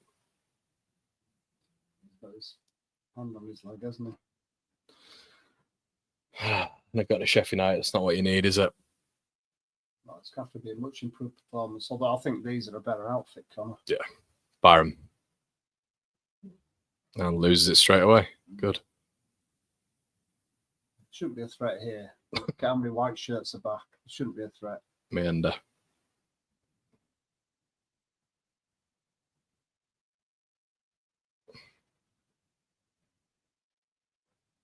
Joseph. Okay. Yeah, no. Yeah, is that? Sorry, but it's not yellow card, is it? You know, maybe it's just been exactly, Jack. Maybe it's just been a ratcheting up, hasn't it? Of incidences. I mean, that is not. It's not. I mean, the referee must look back at that and just be completely embarrassed. It's staggering, isn't it? Standard of refereeing.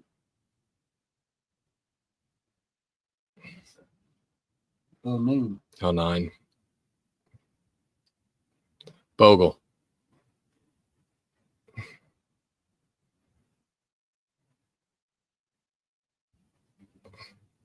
No, I don't think so, Jack. Not for me. Well, not for me I think anyway. probably more about them, the squeaky bum, from their perspective here.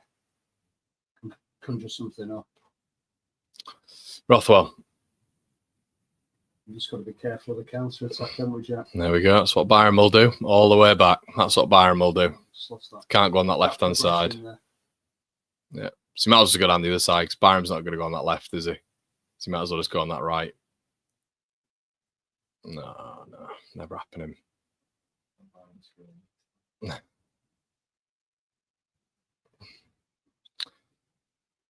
Well, it's nearly done this one.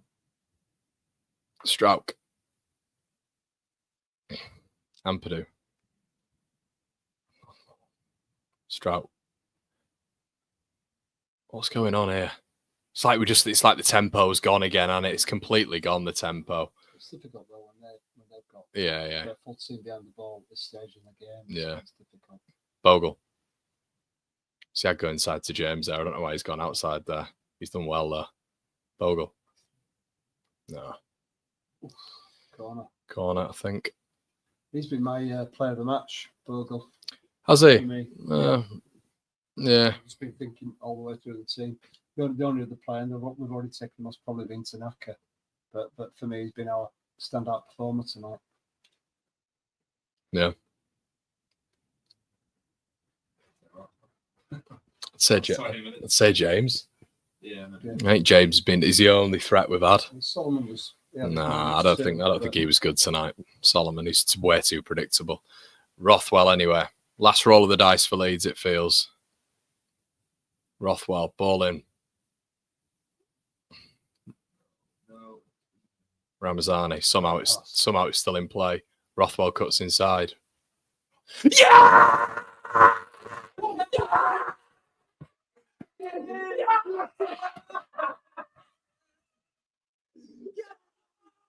What's big fight? Big fight! Get him!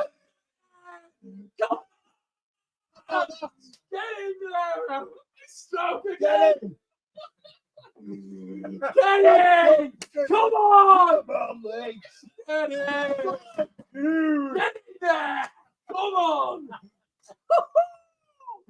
It's him again! Get in! Yeah. Oh, There you go. You come, you try and play football, see what happens. get in! Woo! Is it Rothwell and it's Rothwell Stroke again? Get in! Oh, Come on! whoa, Leeds. Get in! Massive, massive win! Woo! Bloody hell! Right, what's going on here? Oh. Get in! Come on! Oh, can't believe it. Oh, Let's keep it tight at the back, lads. Jesus. This is where you want to get your subs on, isn't it? What's going on here? That's mental. Set piece as well. Ramas, look at this from Ramas. Oh, that was a great pass. That. What a ball from Ramas. Look at Rothwell. That is just class. Left foot whip. Get in! Rothwell. Rothwell. What a player, man. Look at that. Oh, yes. Get in, Rothwell. Look at that. Scenes on the bench. Yes, great sausage. Yes, my great Leeds players. Behind the back.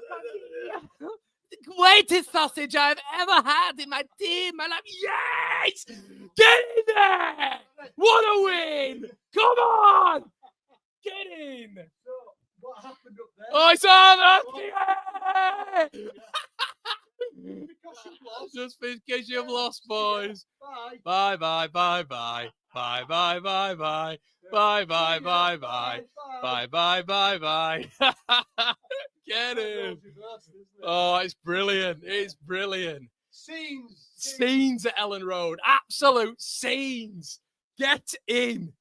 Unbelievable. Unbelievable. Oh, dearie me. Me and you, Connor, 10 minutes ago. There's no way. No Yeah, way. I said there's no chance. What do we know? Yeah, that's why we're not football managers. Unbelievable. Absolutely unbelievable. Come on. Oh. Man, look at that. Yeah, mate. Can we turn it up now and have a listen? Yeah.